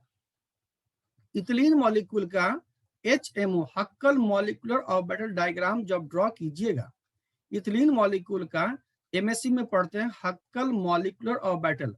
जब ये डायग्राम ड्रॉ कीजिएगा तो नीचे सिग्मा आता है, ऊपर में HMO में सिग्मा नहीं करते, सिर्फ पाई लिखते हैं, क्योंकि सिग्मा का फॉर्मेशन HMO से डील नहीं होता, सिर्फ पाई के लिए होता है। पाई, लेकिन हम पूरा लिख रहे हैं आपके लिए, pi star and sigma stars. इसमें ये एमो डायग्राम होता है कार्बन और कार्बन के बीच जो बॉन्ड है उसका। So now if you see, the sigma के अंदर 2 इलेक्ट्रॉन है और पाई के अंदर भी 2 इलेक्ट्रॉन है। यही ना, सिग्मा के अंदर 2 इलेक्ट्रॉन और पाई के अंदर 2 इलेक्ट्रॉन। ये बात आप जानते हैं, बस मैं रिपीट कर दे रहा हूं। और यहाँ पे ये इसका बैरी सेंटर होता है, और इसके नीचे की एनर्जी को बॉन्डिंग कहते हैं और ऊपर की एनर्जी को एंडिंग बॉन्डिंग कहते हैं। अब देखिए बच्चों, ऑक्युपाइड मतलब भरा हुआ, ऑक्युपाइड मतलब क्या? भरा हुआ। ऑक्युपाइड तो ये भी है, ऑक्युपाइड तो ये भी है, और ऑक्युपाइड तो ये भी है। ये एनर्जी इधर है, ऑक्युपाइड तो सिग्मा वाले भी है और ऑक्युपाइड तो पाई वाले भी हैं। लेकिन ऑक्युपाइड में जिसकी एनर्जी ज्यादा है, ये एनर्जी का पैरामीटर्स है, तो सिग्मा की एनर्जी ज्यादा है कि पाई की एनर्जी ज्यादा है? तो ऑक्युपाइड तो ये भी है और ऑक्युपाइड तो ये भी है, बट जिसकी एनर्जी ज्यादा है उसको बोलते हैं HOMO. HOMO stand for highest occupied molecular orbital. MO तो आप समझते ही हैं, मॉलिक्यूलर ऑर्बिटल, और एच हम समझा देते हैं highest. Highest in the terms of, highest किसके टर्म में? एनर्जी के टर्म में। हाईएस्ट जो लिखा गया है वो किसके टर्म में? एनर्जी के टर्म में। जिसकी एनर्जी ज्यादा होती है उसको हाईएस्ट ऑक्युपाइड मॉलिक्यूलर ऑर्बिटल बोलते हैं। अनऑक्युपाइड तो ये भी है, अनऑक्युपाइड मतलब खाली, और अनऑक्युपाइड तो ये भी है, लेकिन इन अनऑक्युपाइड में एनर्जी वाइज इसकी एनर्जी कम है, that is called LUMO, lowest unoccupied molecular orbital. अब देखिए और ध्यान से सुनिए, जब हम न्यूक्लियोफाइल की बात करते हैं तो न्यूक्लियोफाइल के लिए, जब हम न्यूक्लियोफाइल की बात करते हैं तो न्यूक्लियोफाइल के लिए द न्यूक्लियोफाइल मस्ट हैव, न्यूक्लियोफाइल में हम लोग देखते हैं HOMO, highest occupied molecular orbital, यानी who will act as a nucleophile. समझ रहे? ध्यान सुनो, मैं ये कह रहा हूं जब न्यूक्लियोफाइल की बात करते हैं, अगर कोई स्पीसीज न्यूक्लियोफाइल बनता है तो न्यूक्लियोफाइल कौन बन सकता है? जो पेयर ऑफ इलेक्ट्रॉन ट्रांसफर कर सकते हैं। और पेयर ऑफ इलेक्ट्रॉन कहां से ट्रांसफर करेंगे? जिनके पास खुद होंगे पेयर ऑफ इलेक्ट्रॉन। तो ये जो होमो है, तो ये जो बनेगा वह न्यूक्लियोफाइल बनेगा। तो न्यूक्लियोफाइल जो होता है उसका हम होमो देखते हैं, highest occupied molecular orbital. And similarly अब जो इलेक्ट्रोफाइल है, इलेक्ट्रोफाइल क्या काम करेगा? इलेक्ट्रॉन को रिसीव करेगा। भैया कोई स्पीसीज है जो इलेक्ट्रॉन को रिसीव करेगा, भाई किसी को रिसीव करके बैठाना है तो उसके लिए एम्प्टी स्पेस होना चाहिए, खाली जगह होनी चाहिए। और खाली जगह किसके लिए? To accommodate the electron. तो जो इलेक्ट्रोफाइल होते हैं, इलेक्ट्रोफाइल बनने के लिए, जो इलेक्ट्रोफाइल होते हैं, इलेक्ट्रोफाइल को इलेक्ट्रॉन बनने के लिए एक घर होनी चाहिए, एक जगह होनी चाहिए जहां पे वह इलेक्ट्रॉन को रिसीव कर सके, इलेक्ट्रॉन को रख सके। तो रखने के लिए खाली जगह होना चाहिए ना। तो खाली जगह क्या, यहाँ घर थोड़ी ना होगा, यहाँ पे तो इलेक्ट्रॉनिक सिस्टम में ऑर्बिटल की बात होती है। इसका मतलब ये हुआ कि अगर कोई स्पीसीज इलेक्ट्रोफाइल जैसा कार्य कर रहा है, काम कर रहा है, if a species act as electrophile there must be empty orbital. क्या बोल दिया हमने? बहुत इंपॉर्टेंट बात बोल दी। अगर कोई स्पीसीज इलेक्ट्रोफाइल जैसा एक्ट कर रहा है या कोई स्पीसीज को इलेक्ट्रोफाइल बोलना है, तो you will have to see that species must be empty orbital. ये शर्त है। ये शर्त नहीं है कि उस स्पीसीज के ऊपर पॉजिटिव चार्ज होना चाहिए। पॉजिटिव चार्ज का मतलब इलेक्ट्रॉन डिफिशिएंसी जरूर होता है, बट ये शर्त नहीं है। समझ में बात आ रही है? ये शर्त इसलिए नहीं है कि इलेक्ट्रोफाइल को इलेक्ट्रॉन लेना है और इलेक्ट्रॉन लेने के लिए जगह होना चाहिए एकोमोडेट करने के लिए। चूंकि इलेक्ट्रॉनिक सिस्टम में इलेक्ट्रॉन का जो ट्रांसफर होता है filled orbital to empty orbital, electron filled orbital से एम्प्टी ऑर्बिटल में ट्रांसफर होते हैं। और फील्ड ऑर्बिटल किसका देखना है? न्यूक्लियोफाइल का। और एम्प्टी ऑर्बिटल किसका देखना है? इलेक्ट्रोफाइल। सो देयरफॉर ये जो इथिलीन है, आप देखिए, इस इथिलीन को अगर आप बोलेंगे और 11th क्लास के बच्चों से पूछेंगे बताओ ये इलेक्ट्रोफाइल है कि न्यूक्लियोफाइल है, अगर आप इसमें पूछेंगे NH3 और पूछेंगे बताओ ये इलेक्ट्रोफाइल है कि न्यूक्लियोफाइल, 1 सेकंड नहीं लेगा और बोलेगा ये न्यूक्लियोफाइल है। CH3+ बोलेंगे और उससे पूछेंगे बताओ ये इलेक्ट्रोफाइल है कि न्यूक्लियोफाइल है, 1 सेकंड नहीं लेगा, बोलेगा इलेक्ट्रोफाइल है। चूंकि यहाँ पे इसको लोन पेयर दिखता है, यहाँ पे पॉजिटिव चार्ज दिखता है, तो इसको डिफरेंशिएट करने में तो बड़ी आसानी है कि इलेक्ट्रोफाइल है कि न्यूक्लियोफाइल। लेकिन बेटे अगर उस बच्चे से ये पूछो कि वेदर इथिलीन इज इलेक्ट्रोफाइल और न्यूक्लियोफाइल, यहाँ पे तो पॉजिटिव चार्ज नहीं है। तो हम यही कह रहे हैं कोई भी species electrophile, even H2 is electrophile और H2 is nucleophile also, ethylene is electrophile और इथिलीन इज न्यूक्लियोफाइल आल्सो। सिर्फ ये है कि इलेक्ट्रोफाइल के लिए डोनर ऑर्बिटल होना चाहिए और न्यूक्लियोफाइल के इलेक्ट्रोफाइल के लिए एक्सेप्टर ऑर्बिटल होना चाहिए, यानी खाली ऑर्बिटल होना चाहिए, और न्यूक्लियोफाइल के लिए फील्ड ऑर्बिटल होना चाहिए। So ethylene molecule will act as a electrophile also and nucleophile also. Electrophile किस ऑर्बिटल से? पाई स्टार से। और न्यूक्लियोफाइल किस ऑर्बिटल से? पाई से।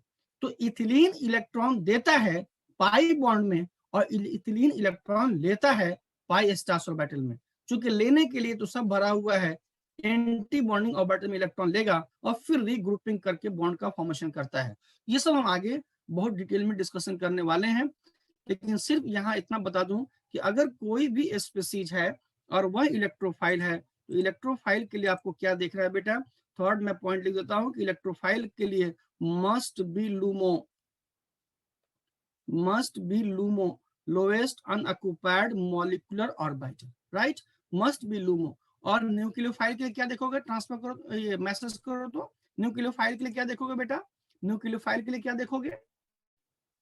जल्दी बोलो, ये बात समझ में आई? न्यूक्लियोफाइल के लिए क्या देखना है? होमो। और इलेक्ट्रोफाइल के लिए LUMO.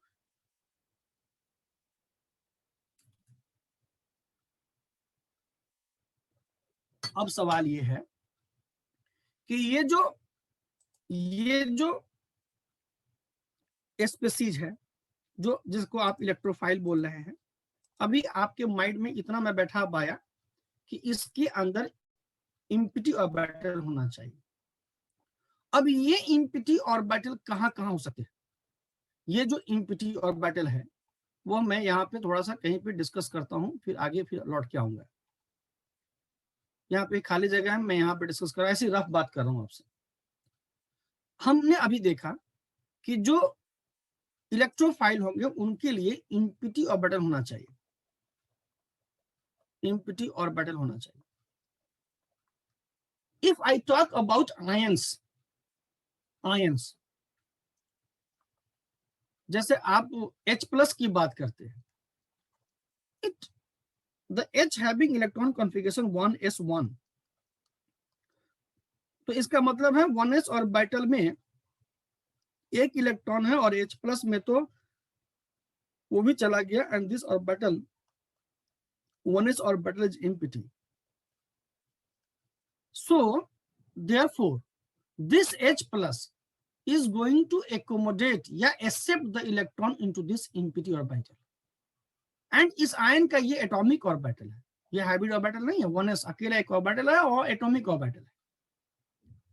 Sometimes you will find, बहुत ध्यान सुनिएगा बेटा, एक तरह के स्पीशीज तो आपको दुनिया में ऐसे मिलेंगे जो आयन्स है और उनके अंदर एटॉमिक ऑर्बिटल्स है.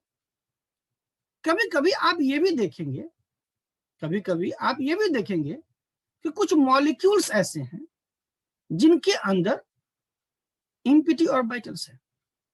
मॉलिक्यूल के अंदर भी इम्पिटी ऑर्बिटल हो सकते हैं. The best example is BH3. और भी एग्जांपल है बट मैं थोड़ा थोड़ा आपको सब कुछ बताना चाहता हूं. The best example is BH3.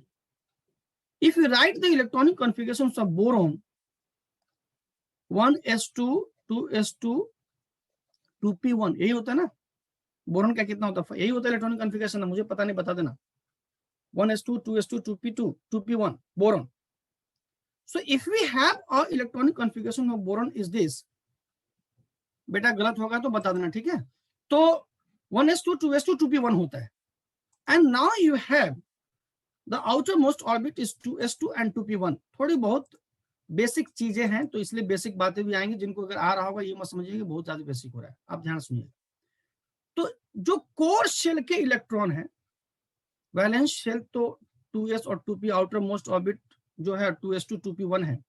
Core shell के इलेक्ट्रॉन किसी भी केमिकल ट्रांसफॉर्मेशन में पार्टिसिपेट नहीं करता. तो 2s के अंदर आपको 2 इलेक्ट्रॉन मिल गए और 2p के अंदर px और py एक यहाँ पे हो गया. और जब एक्साइट कीजिएगा तो आपको पता है कि जब हाइब्रिडेशन निकालिएगा sp2 हाइब्रिडेशन का आएगा और यहां से ये और इसमें ये चला जाएगा और ये चला जाएगा. ये तीनों मिलकर के sp2, एक s और 2 p sp2 हाइब्रिड ऑर्बिटल मिलेगा. सो if you see the boron is here and sp2, मान लीजिए ये आपकी कॉपी है, आप जिस कॉपी पे पढ़ रहे हैं ये आपकी कॉपी है, ये आपकी कॉपी है. देख रहे हो बेटा, ये कॉपी है. जो टेबल जहां पे मेज पे आप पढ़ रहे हो वो टेबल समझो, और टेबल के ऊपर कॉपी रखी हुई है. तो इस टेबल के ये कॉपी है और कॉपी के ऊपर आप देखो यहां से बीच में बोरॉन रख लेते हैं और एक ऑर्बिटल यहां है दैट इज sp2, और एक इस कोने को टच कर रहा है और एक इस कोने को टच कर रहा है. And this is the hybrid orbital sp2, hybrid orbital sp2 और hybrid orbital sp2.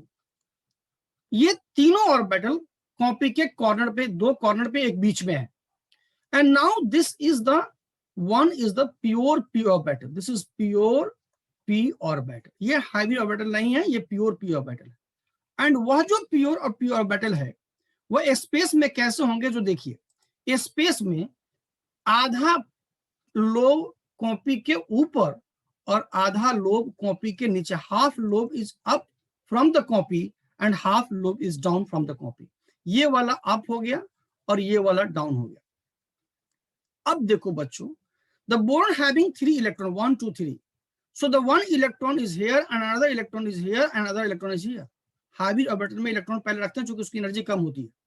So now what will happen? The one hydrogen, we are explaining how the BH3 is going to be formed. So the one hydrogen is here and forms a sigma bond with the overlap of this orbital, right? इसके overlaps. And one hydrogen is here and forms the overlap of this one. And one hydrogen is here. अब उसके बाद this is the BH3 structures. But this orbital is the empty orbital. Empty orbital.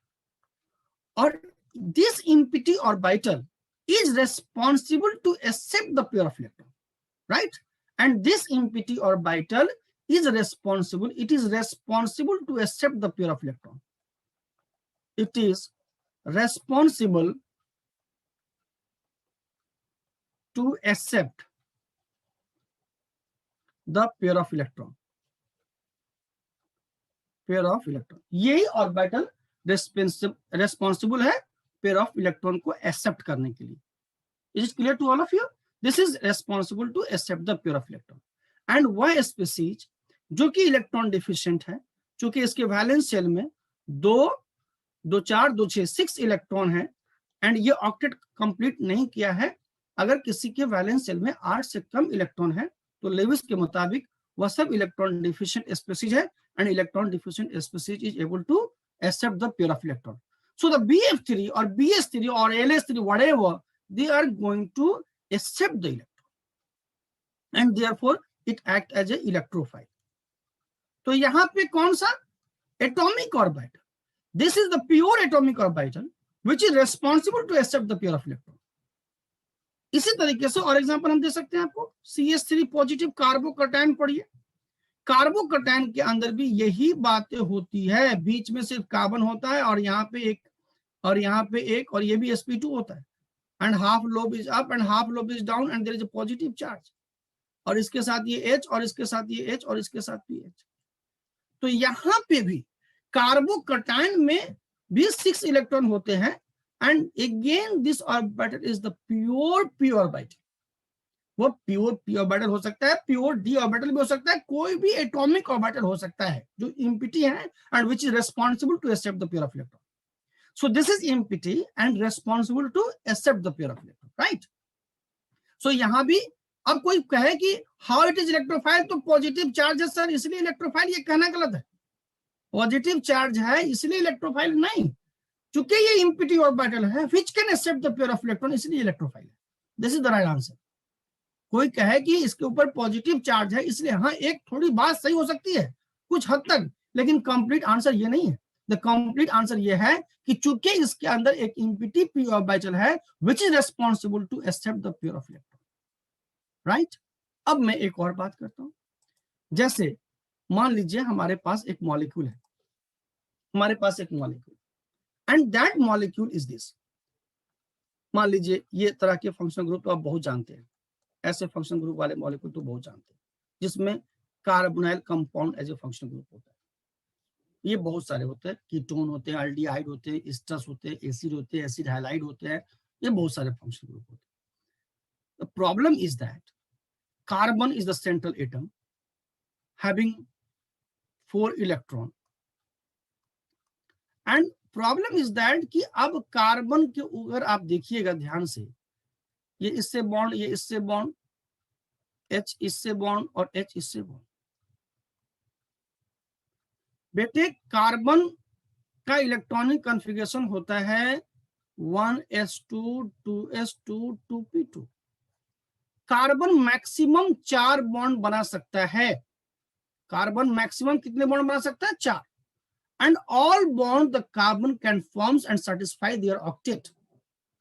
इसका मतलब यह है carbon के ऊपर जो 4 ऑर्बिटल्स हैं, सेकेंड पीरियड के एलिमेंट में यही आउटर शेल होता है।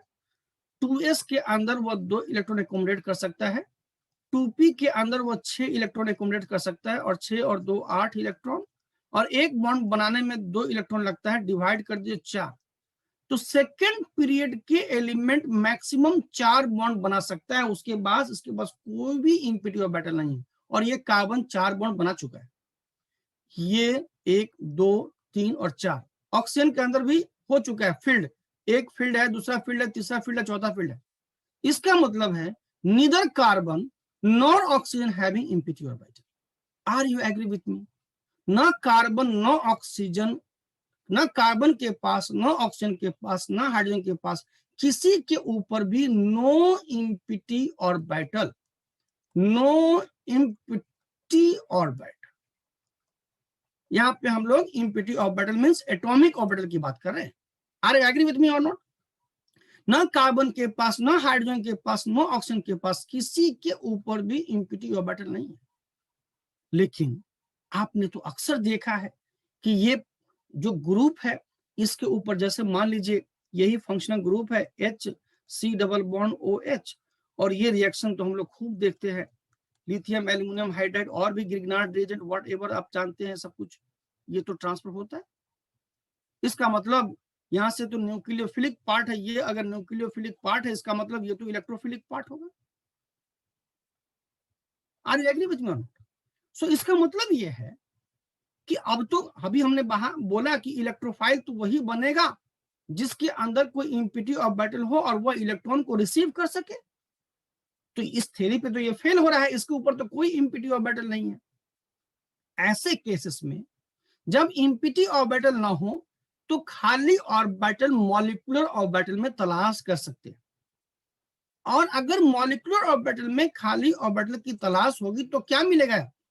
इन केस ऑफ मॉलिक्यूलर ऑर्बिटल के अंदर, in case of MO molecular orbital में, if you search empty orbital अगर सर्च करेंगे तो क्या मिल सकता है आपको? आपको इम्पिटी ऑर्बिटल अगर सर्च करेंगे तो क्या मिल सकता है? एक तो पाई स्टार मिल सकता है, pi is filled and pi stars is empty. Sigma stars मिल सकता है, डेल्टा स्टार्स भी होता है, डेल्टा स्टार्स मिल सकता है। These are the empty orbitals, है कि नहीं है? और इसका मतलब जब एटॉमिक ऑर्बिटल इम्पिटी नहीं हो तो मॉलिक्यूलर ऑर्बिटल भी के अंदर जो इम्पिटी ऑर्बिटल है वो भी इलेक्ट्रॉन को रिसीव कर सकते हैं, वो भी इलेक्ट्रॉन को रिसीव कर सकते हैं। इसका मतलब if you make a molecular orbital for this one, अगर आप इस एसिटाल्डिहाइड या फॉर्मल्डिहाइड जो मॉलिक्यूल है इसके लिए अगर आप मॉलिक्यूलर ऑर्बिटल बनाते हैं, जो मैं आपको अगली स्लाइड पे लिख देता हूं, इसके लिए अगर आप मॉलिक्यूलर ऑर्बिटल बनाते हैं तो क्या होगा? So in this case the molecular orbital for formaldehyde molecule is this, and यहां पे एक सिग्मा है, इसमें एक सिग्मा है, इसके करस्पॉन्डिंग एक सिग्मा स्टार्स होगा। ये एक पाई है, इसके करस्पॉन्डिंग एक पाई स्टार्स होगा, और ये एक नॉन बॉन्डिंग में होंगे, दो होंगे बट एक ही दिखाते हैं। सो this is sigma and this is pi, this is non bonding and this is pi star and this is sigma stars. ये एक rough energy level diagram of formaldehyde molecules का है। और इस केस के अंदर अगर आप देखेंगे सो 2 इलेक्ट्रॉन पाई में है, 2 इलेक्ट्रॉन सिग्मा में है, और 4 इलेक्ट्रॉन नॉन बॉन्डिंग में है। एक लिखा, एक और लिख देता हूं, देखो इसका मतलब this all are occupied, this all are occupied. So अब आप देखते हैं whenever you write a mechanism like this and arrow के ऊपर H+ देते हैं, हम सबको पता है कि H+ इसके अंदर कोई इलेक्ट्रॉन ही नहीं है, टोटल इम्पिटी ऑर्बिटल ही बचा है। इसका मतलब बचपन से हम पढ़ते आ रहे हैं कि H+ इलेक्ट्रोफाइल का काम करता है। और हमने आपको बताया कि किसी भी रिएक्शन ट्रांसफॉर्मेशन में 2 पार्ट होते हैं, इलेक्ट्रोफाइल और न्यूक्लियोफाइल। तो अगर ये इलेक्ट्रोफाइल, इसका मतलब ये वाला स्पीशीज आपको न्यूक्लियोफाइल जैसा बिहेव करेगा। अब न्यूक्लियोफाइल कहाँ है? न्यूक्लियोफाइल जब भी हम देखेंगे तो हम देखेंगे कि डोनर होना चाहिए, और डोनर के लिए क्या देखेंगे हम लोग कि फील्ड ऑर्बिटल होना चाहिए, फील्ड ऑर्बिटल होना चाहिए। और फिर ऑर्बिटल तो आपने देखा कि ये तो नॉन बॉन्डिंग हो सकता है, पाई हो सकता है, सिग्मा हो सकता है। अगर मान लीजिए किसी मॉलिक्यूल के अंदर ये तीनों है तो इन तीनों में से होमो देखना है, हाईएस्ट ऑक्युपाइड मॉलिक्यूलर ऑर्बिटल। इसका मतलब बच्चों ये हुआ ऑक्युपाइड तो सभी है, बट आप सभी मेरे इस बात से एग्री है कि अगर एनर्जी लेवल डायग्राम यहाँ है, if this is the energy level diagram, तो इस ऑर्बिटल को हम लोग बोलेंगे HOMO, highest occupied molecular orbital. And this is the reason कि जब आप इसका रिएक्शन आप इलेक्ट्रोफाइल से करते हैं तो पाई न जाकर के नॉन बॉन्डिंग इलेक्ट्रॉन ट्रांसफर करता है, और यहाँ पे बना H और C डबल बॉन्ड O और ये H हो गया, राइट। और उसके बाद क्या कहता है एरो पुशिंग? क्या कहता है बेटे? एरो पुशिंग कहता है ऑक्सीजन और हाइड्रोजन के बीच 2 इलेक्ट्रॉन डालिए, ऑक्सीजन और हाइड्रोजन के बीच 2 इलेक्ट्रॉन डालिए। और मैंने आपको बताया था कि ये लेविस का कॉन्सेप्ट है और VBT का कॉन्सेप्ट है कि 2 इलेक्ट्रॉन का मतलब एक एरो होता है, तो इसका मतलब 2 इलेक्ट्रॉन डाला गया। एरो पुशिंग बोलता है कि ऑक्सीजन और हाइड्रोजन के बीच 2 इलेक्ट्रॉन डालो, मतलब एक एरो डालो। ये पेयर ऑफ इलेक्ट्रॉन इस पे पहले से मौजूद है तो हमने छोड़ दिया इसको।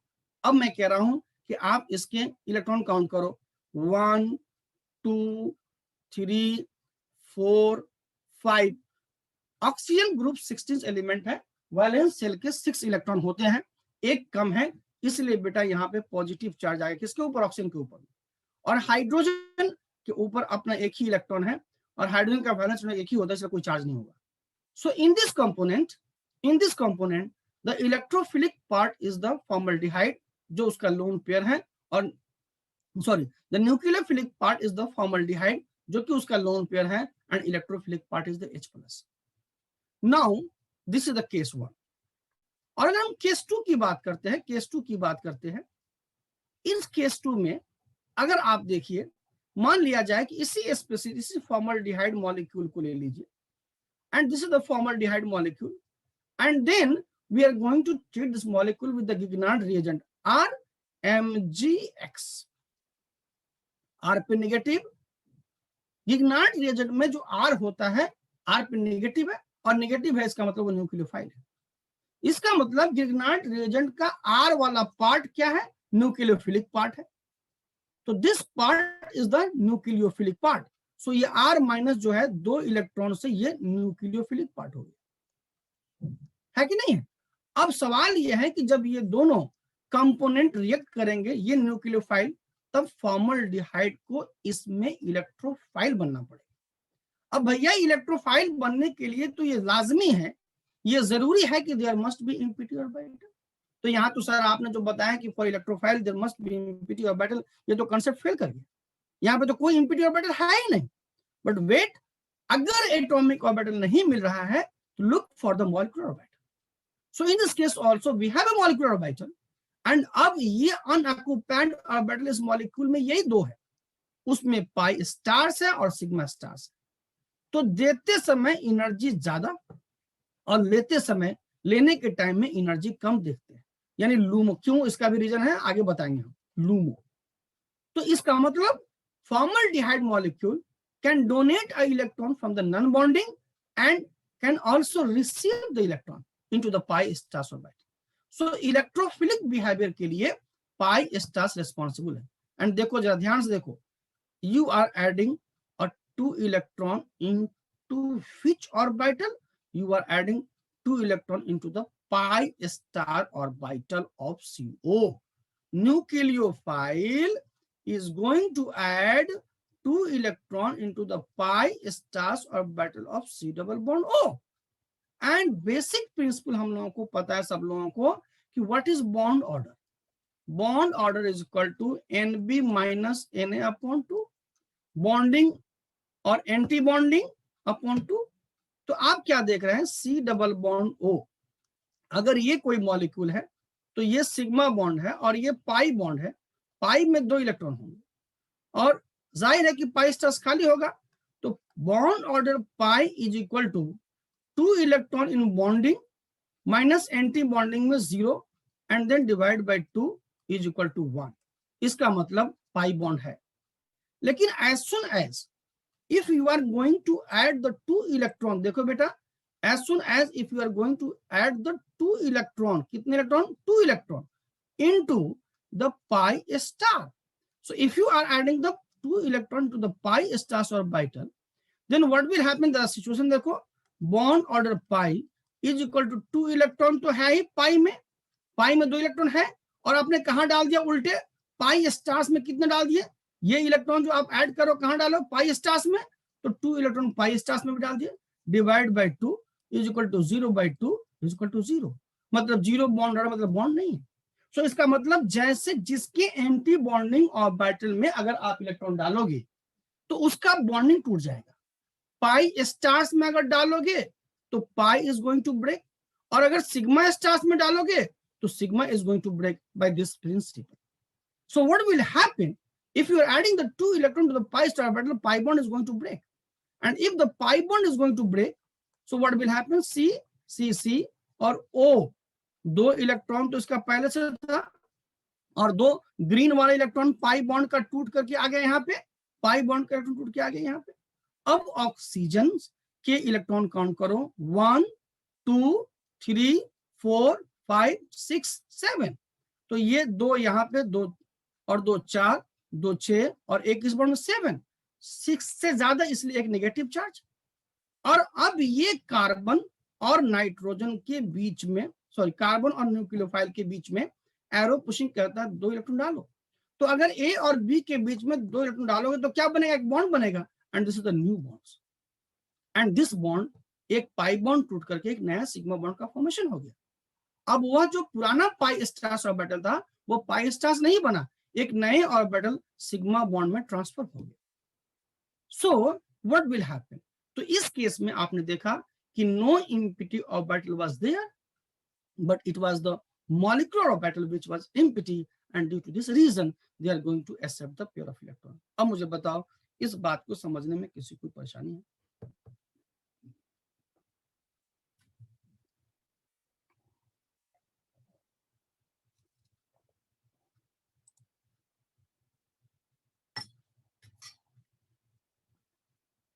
हो गया सबका?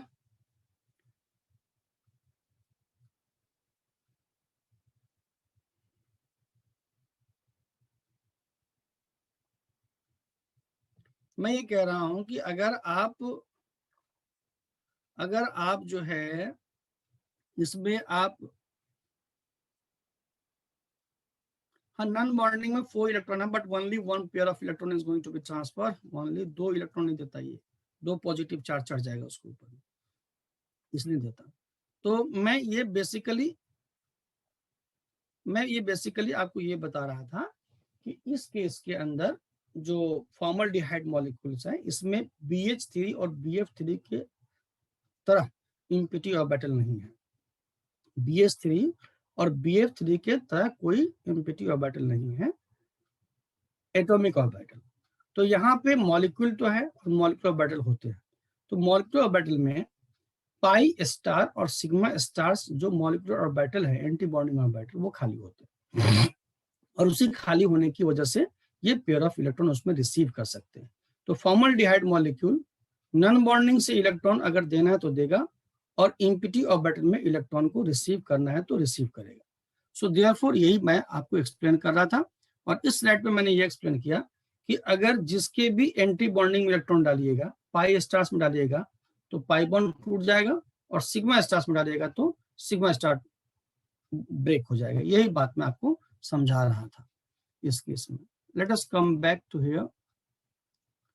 तो अभी जो ये स्लाइड है इसी पे है कि आप जो अगर आप देखेंगे, एक मिनट रुक जाए please.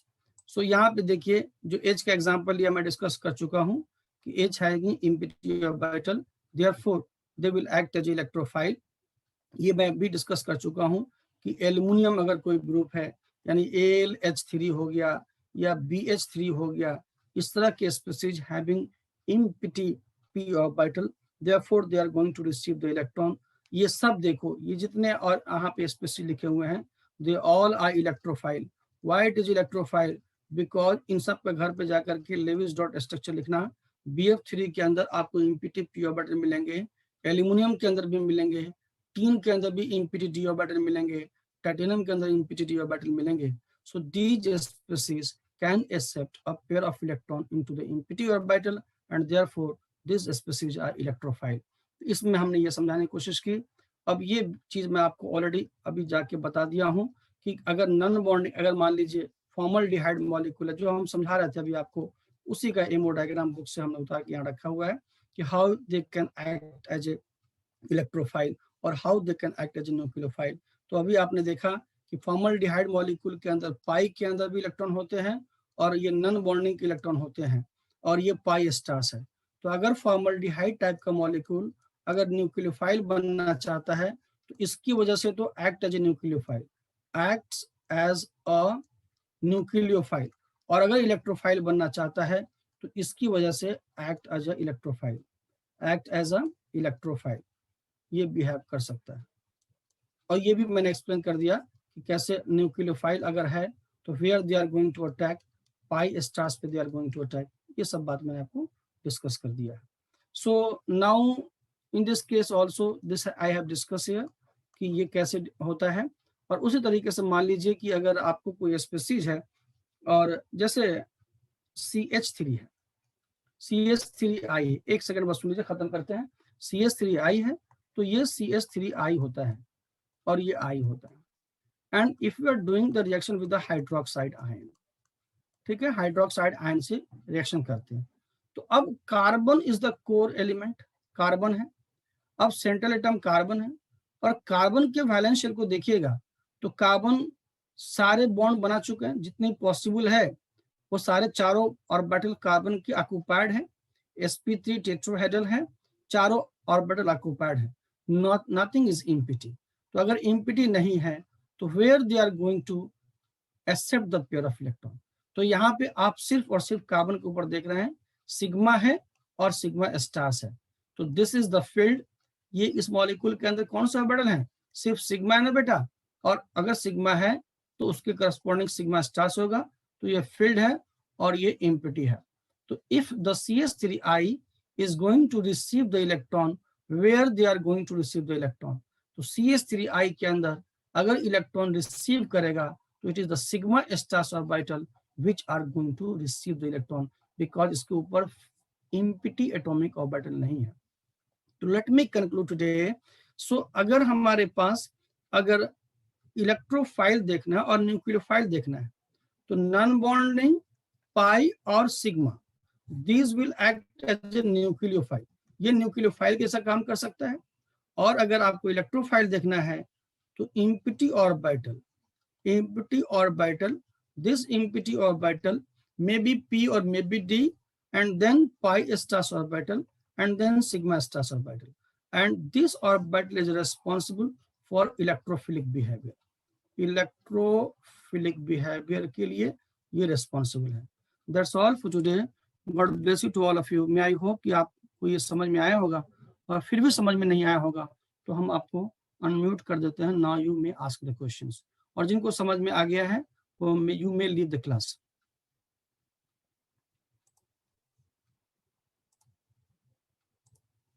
Now you are unmuted, you may ask the questions. तो फॉर्मल्डिहाइड का समझ में नहीं आया सर। फॉर्मल्डिहाइड क्या समझ में नहीं आया बेटा? सर एक बार होमो और ल्यूमो का कंसेप्ट समझा दीजिए। सर CH3 के बाद वाला एक बार रिपीट कर दीजिए प्लीज। एक एक करके बेटा, ऐसे तो मैं कुछ को एक आदमी जब क्वेश्चन पूछ देता है थोड़ा वेट। सर। होमोल्यूमो उसी में थोड़ा सा कंफ्यूजन है। होमोल्यूमो में पहले आप वही कंसेप्ट समझ दीजिएगा, फिर समझ में आ जाएगा।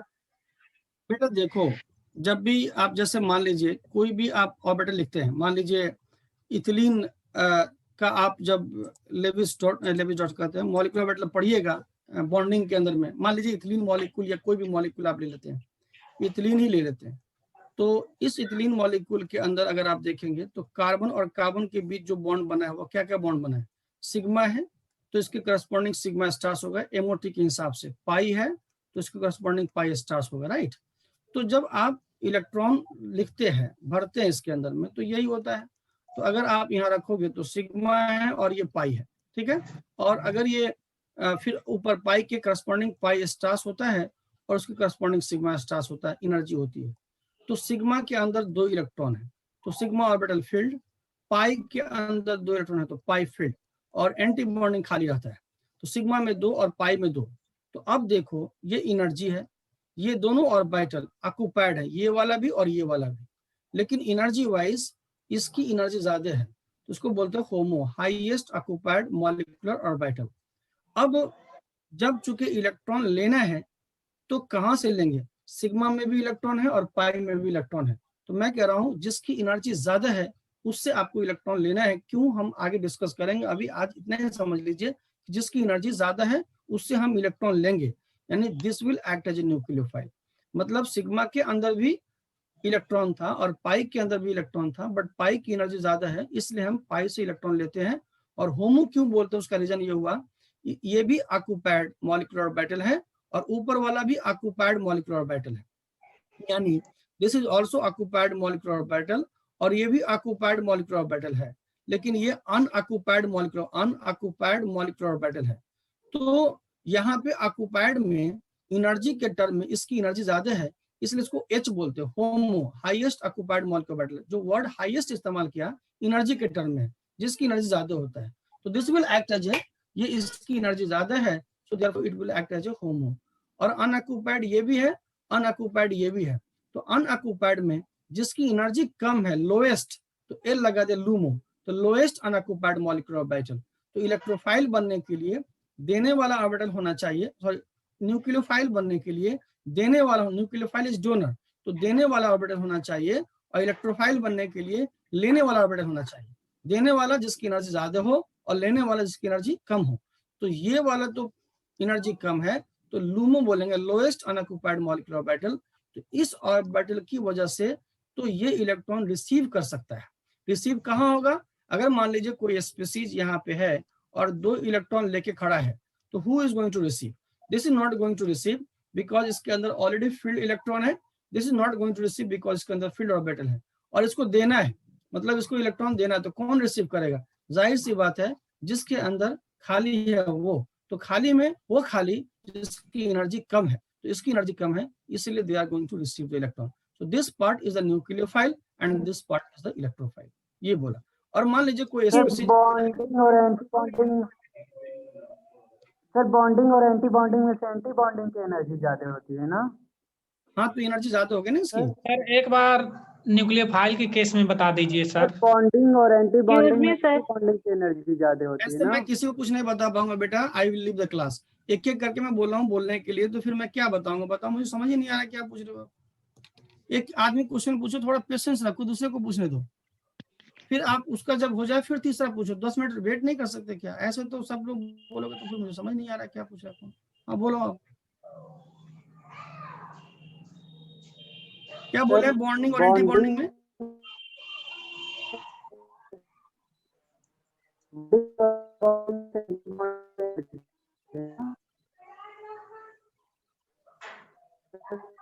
उनके नेटवर्क में प्रॉब्लम है, कोई दूसरा बोलो। सर प्लीज ये फॉर्मेल्डिहाइड मॉलिक्यूल।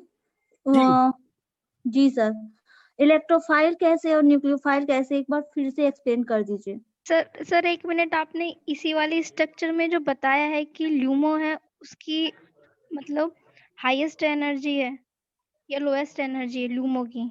जी लोएस्ट एनर्जी है, लोएस्ट तो sir- energy in the sense empty में।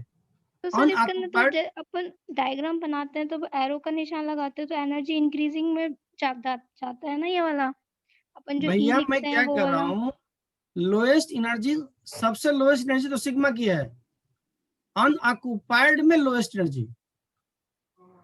Okay sir. Yes sir. तो ये सर इससे हमें ये पता चल जाता है कि in case of ethylene it can accept as well as donate electrons. क्या बोल रही है? In sir case of ethene ethylene, हाँ ethylene it can accept as well as donate electron like that of formaldehyde. या of course ethylene के, लेकिन ये वाला नहीं। हम अभी तो हम बता रहे हैं कि खाली है तो लेगा और भरा है तो देगा, माने पाई से देगा और पाई स्टार्स में लेगा। लेकिन ये ऐसा वाला इथिलीन नहीं लेता है, इसके ऊपर इलेक्ट्रॉन विड्रॉइंग ग्रुप वगैरह लगा होना चाहिए, ये सब हम डिस्कस करेंगे आगे। लेकिन अभी आपको बता रहा हूँ कि अगर लेगा तो कहाँ लेगा, ये बात हो रही है। जी वही इसीलिए समझ रहे हैं? जी लेने के लिए नहीं लेता है, इथिलीन के ऊपर इलेक्ट्रॉन विड्रॉइंग ग्रुप लगाइएगा तब लेता है, ठीक है? तब लेंगे। ओके सर, वही थोड़ा कंफ्यूज था इसीलिए। Thank you sir. ठीक है, लेगा तो कहाँ लेगा और देगा तो कहाँ से देगा। आज तो आप यही पढ़ रहे हैं ना कि किस में लेगा और किस में देगा। अब लेने और देने की क्राइटेरिया अलग है, वो हम डिस्कस करेंगे, कब देगा और कब लेगा। इथिलीन कब देगा और इथिलीन कब लेगा उसकी अलग क्राइटेरिया है, इलेक्ट्रोफिलिसिटी, तो वो हम अलग से डिस्कस करेंगे। आज सिर्फ ये डिस्कस कर रहे हैं कि किससे देगा और किससे लेगा, बस। सर ये होमो लूमो के कॉन्सेप्ट में जो कार्बन कार्बन के बीच में इलेक्ट्रॉन शेयर हुआ है उसी को कंसीडर करेंगे, या फिर कार्बन हाइड्रोजन के बीच में जो इलेक्ट्रॉन शेयर किया है सिग्मा बॉन्ड है कि नहीं, और सिग्मा बॉन्ड की एनर्जी तो और कम होती है ना बेटा। हाँ जी सर, तो हमें कार्बन कार्बन के बीच में जो इलेक्ट्रॉन शेयर हुआ है उसी को कंसीडर करना है। ये उसी का एमओ डायग्राम है, क्योंकि आप जब हक्कल मॉलिक्यूलर ऑर्बिटल पढ़िएगा ना, एचएमओ पढ़िए क्वांटम मैकेनिक्स में, तो हक या पढ़ेगा एमएससी के अंदर में, तो that is only discuss about the formation of pi bonds. तो पाई और पाई स्टार्स वहां पे पढ़िएगा ना, जैसे ये सिग्मा बॉन्ड बन जाता है और उसके बाद एचएमओ डिस्कस करते हैं ना, थोड़ा बहुत याद होगा अगर आपको, तो मैं रिवाइज कर देता हूँ। यहाँ पे होता है P1, इसको बोलते हैं P2, तो वे फंक्शन लिखते हैं एचएमओ का, ψ1 = C1 P1 + C2 P2, है ना। एंटी जी bonding C1 P1 minus C2 P2, ये क्या है, ये HMO है। पाई के लिए ये होता है और पाई स्टार्स के लिए ये होता है, तो उसी को हमने लिखा है। सर बोलिए। हाइड्रोजन की जगह कुछ और होता तो क्या करते हम, कैसे बनाते? क्या चीज? सर यही वाला जैसे होमोल्यूमा हमने बनाया ना, तो यहाँ पे हाइड्रोजन की जगह दोनों कार्बन तो के कोई अगर और हाइड्रोजन कुछ की जगह मिला पे रहता। ये भी है, मान लीजिए ये मॉलिक्यूल लिखा हुआ है, ठीक है, जी ये सर। लिखा हुआ है, तो हमें तो सिर्फ इससे मतलब है ना, कौन देगा, सिग्मा पाई है ना। पाई देगा ना बेटा। तो हमें सबसे Okay. मतलब है ही नहीं, हमें तो सिर्फ मतलब who is going to transfer the electron, तो pi is going to transfer the electron. Okay. और सर इथाइलिन के लिए भी ऐसे ही बनेगा?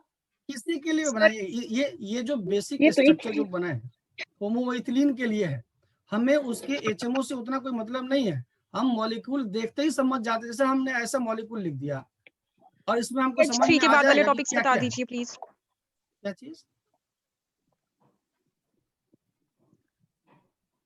सर जो BH स्लाइड आपने खोली थी उसमें मिथाइल आयोडाइड बना था, उसमें हमारे कार्बन के सिग्मा फिल्ड थे और सिग्मा स्टार अनफिल्ड थे। जब OH अटैक कर रहा है तो फिर फाइनल प्रोडक्ट क्या बनेगा? उसमें आई आयोडीन हट के OH लग जाएगा, आई हट के OH लग जाएगा। Okay sir, thank you. उसमें 2 सिग्मा है ना, वो सब अभी हम डिस्कस करेंगे। इलेक्ट्रोफिलिसिटी का कंसेप्ट है कि वहां पे एक तो सिग्मा स्टार Ci का है और एक सिग्मा स्टार CH का है, तो किसकी एनर्जी कम होगी तो उस पर डिपेंड करता है। तो जो गुड लिविंग ग्रुप वाला होगा उसके ऊपर अटैक करेगा, ठीक है, वो आगे डिस्कस करेंगे। अभी Thank you, sir. Sigma star Ci पे अटैक होगा और आई बाहर निकल के OH आ जाएगा, मिथानॉल प्रोडक्ट बन जाएगा। सर हम मेरा आवाज- Na+ को भी सर इलेक्ट्रोफाइल बोल सकते हैं क्या सर? जी सर Na+ को भी हम इलेक्ट्रोफाइल बोल सकते हैं क्या सर? Na+ जैसे H+? कभी कभी सोडियम प्लस जो है अगर किसी के साथ अटैच होता है, जैसे इवन काउंटर आयन के टर्म में तो होता है वो, जैसे अल्कोक्साइड के साथ अगर होगा, इस तरह से जनरली हम यूज करते हैं RO नेगेटिव और Na positive. So as such they never initiate any reactions sodium plus as a electrophile. But अगर आपको बोलना है तो it may act as electrophile, but जैसे H+ आप यूज करते हैं या जिंक प्लस आप यूज करते हैं, जिंक 2+, उस तरह से सोडियम प्लस इस्तेमाल नहीं करते। लेकिन फिर भी अगर कोई पूछे कि इलेक्ट्रोफाइल और न्यूक्लियोफाइल में, तो जाहिर है any electron deficient species will be the electrophile, तो सोडियम प्लस में act as electrophile, but generally इसके इलेक्ट्रोफिलिक यूटिलिटी उतनी होती नहीं है, क्योंकि इसको न्यूक्लियोफाइल तो बोल सकते हैं because it has a empty orbital and positive charge का मतलब क्या होता है, इलेक्ट्रॉन डिफिशिएंट स्पीशीज है, तो जाहिर है कि अगर ये एक्ट करेगा तो इलेक्ट्रोफिलिक बिहेवियर ही शो करेगा, ठीक है। Thank you. लेकिन इसके again I am saying the synthetic utility is very less. Sir जो मॉलिक्यूल दोनों बिहेवियर, सर जो मॉलिक्यूल दोनों, हेलो, हाँ बोलिए। हाँ जी सर, एम्बिडेंट न्यूक्लियोफाइल में जो दोनों डोनर एटम है वो साइमल्टेनियसली मतलब कर सकते हैं डोनेट? नहीं बेटा, वो कंडीशन जब आप यूटिलिटी जब देखेंगे ना, तो कंडीशन जैसे आप कोई भी चीज तो ऐसा नहीं होता ना, जैसे मान लीजिए कि आप यूजलेस तरीके से यूज करते हैं, जब साइंटिस्ट उसको यूज करते हैं तो कोई एक ही इस्तेमाल करते हैं, दोनों एक साथ। कंडीशन ऐसी होती है या तो हार्ड के साथ चला जाता है या सॉफ्ट के साथ चला जाता है।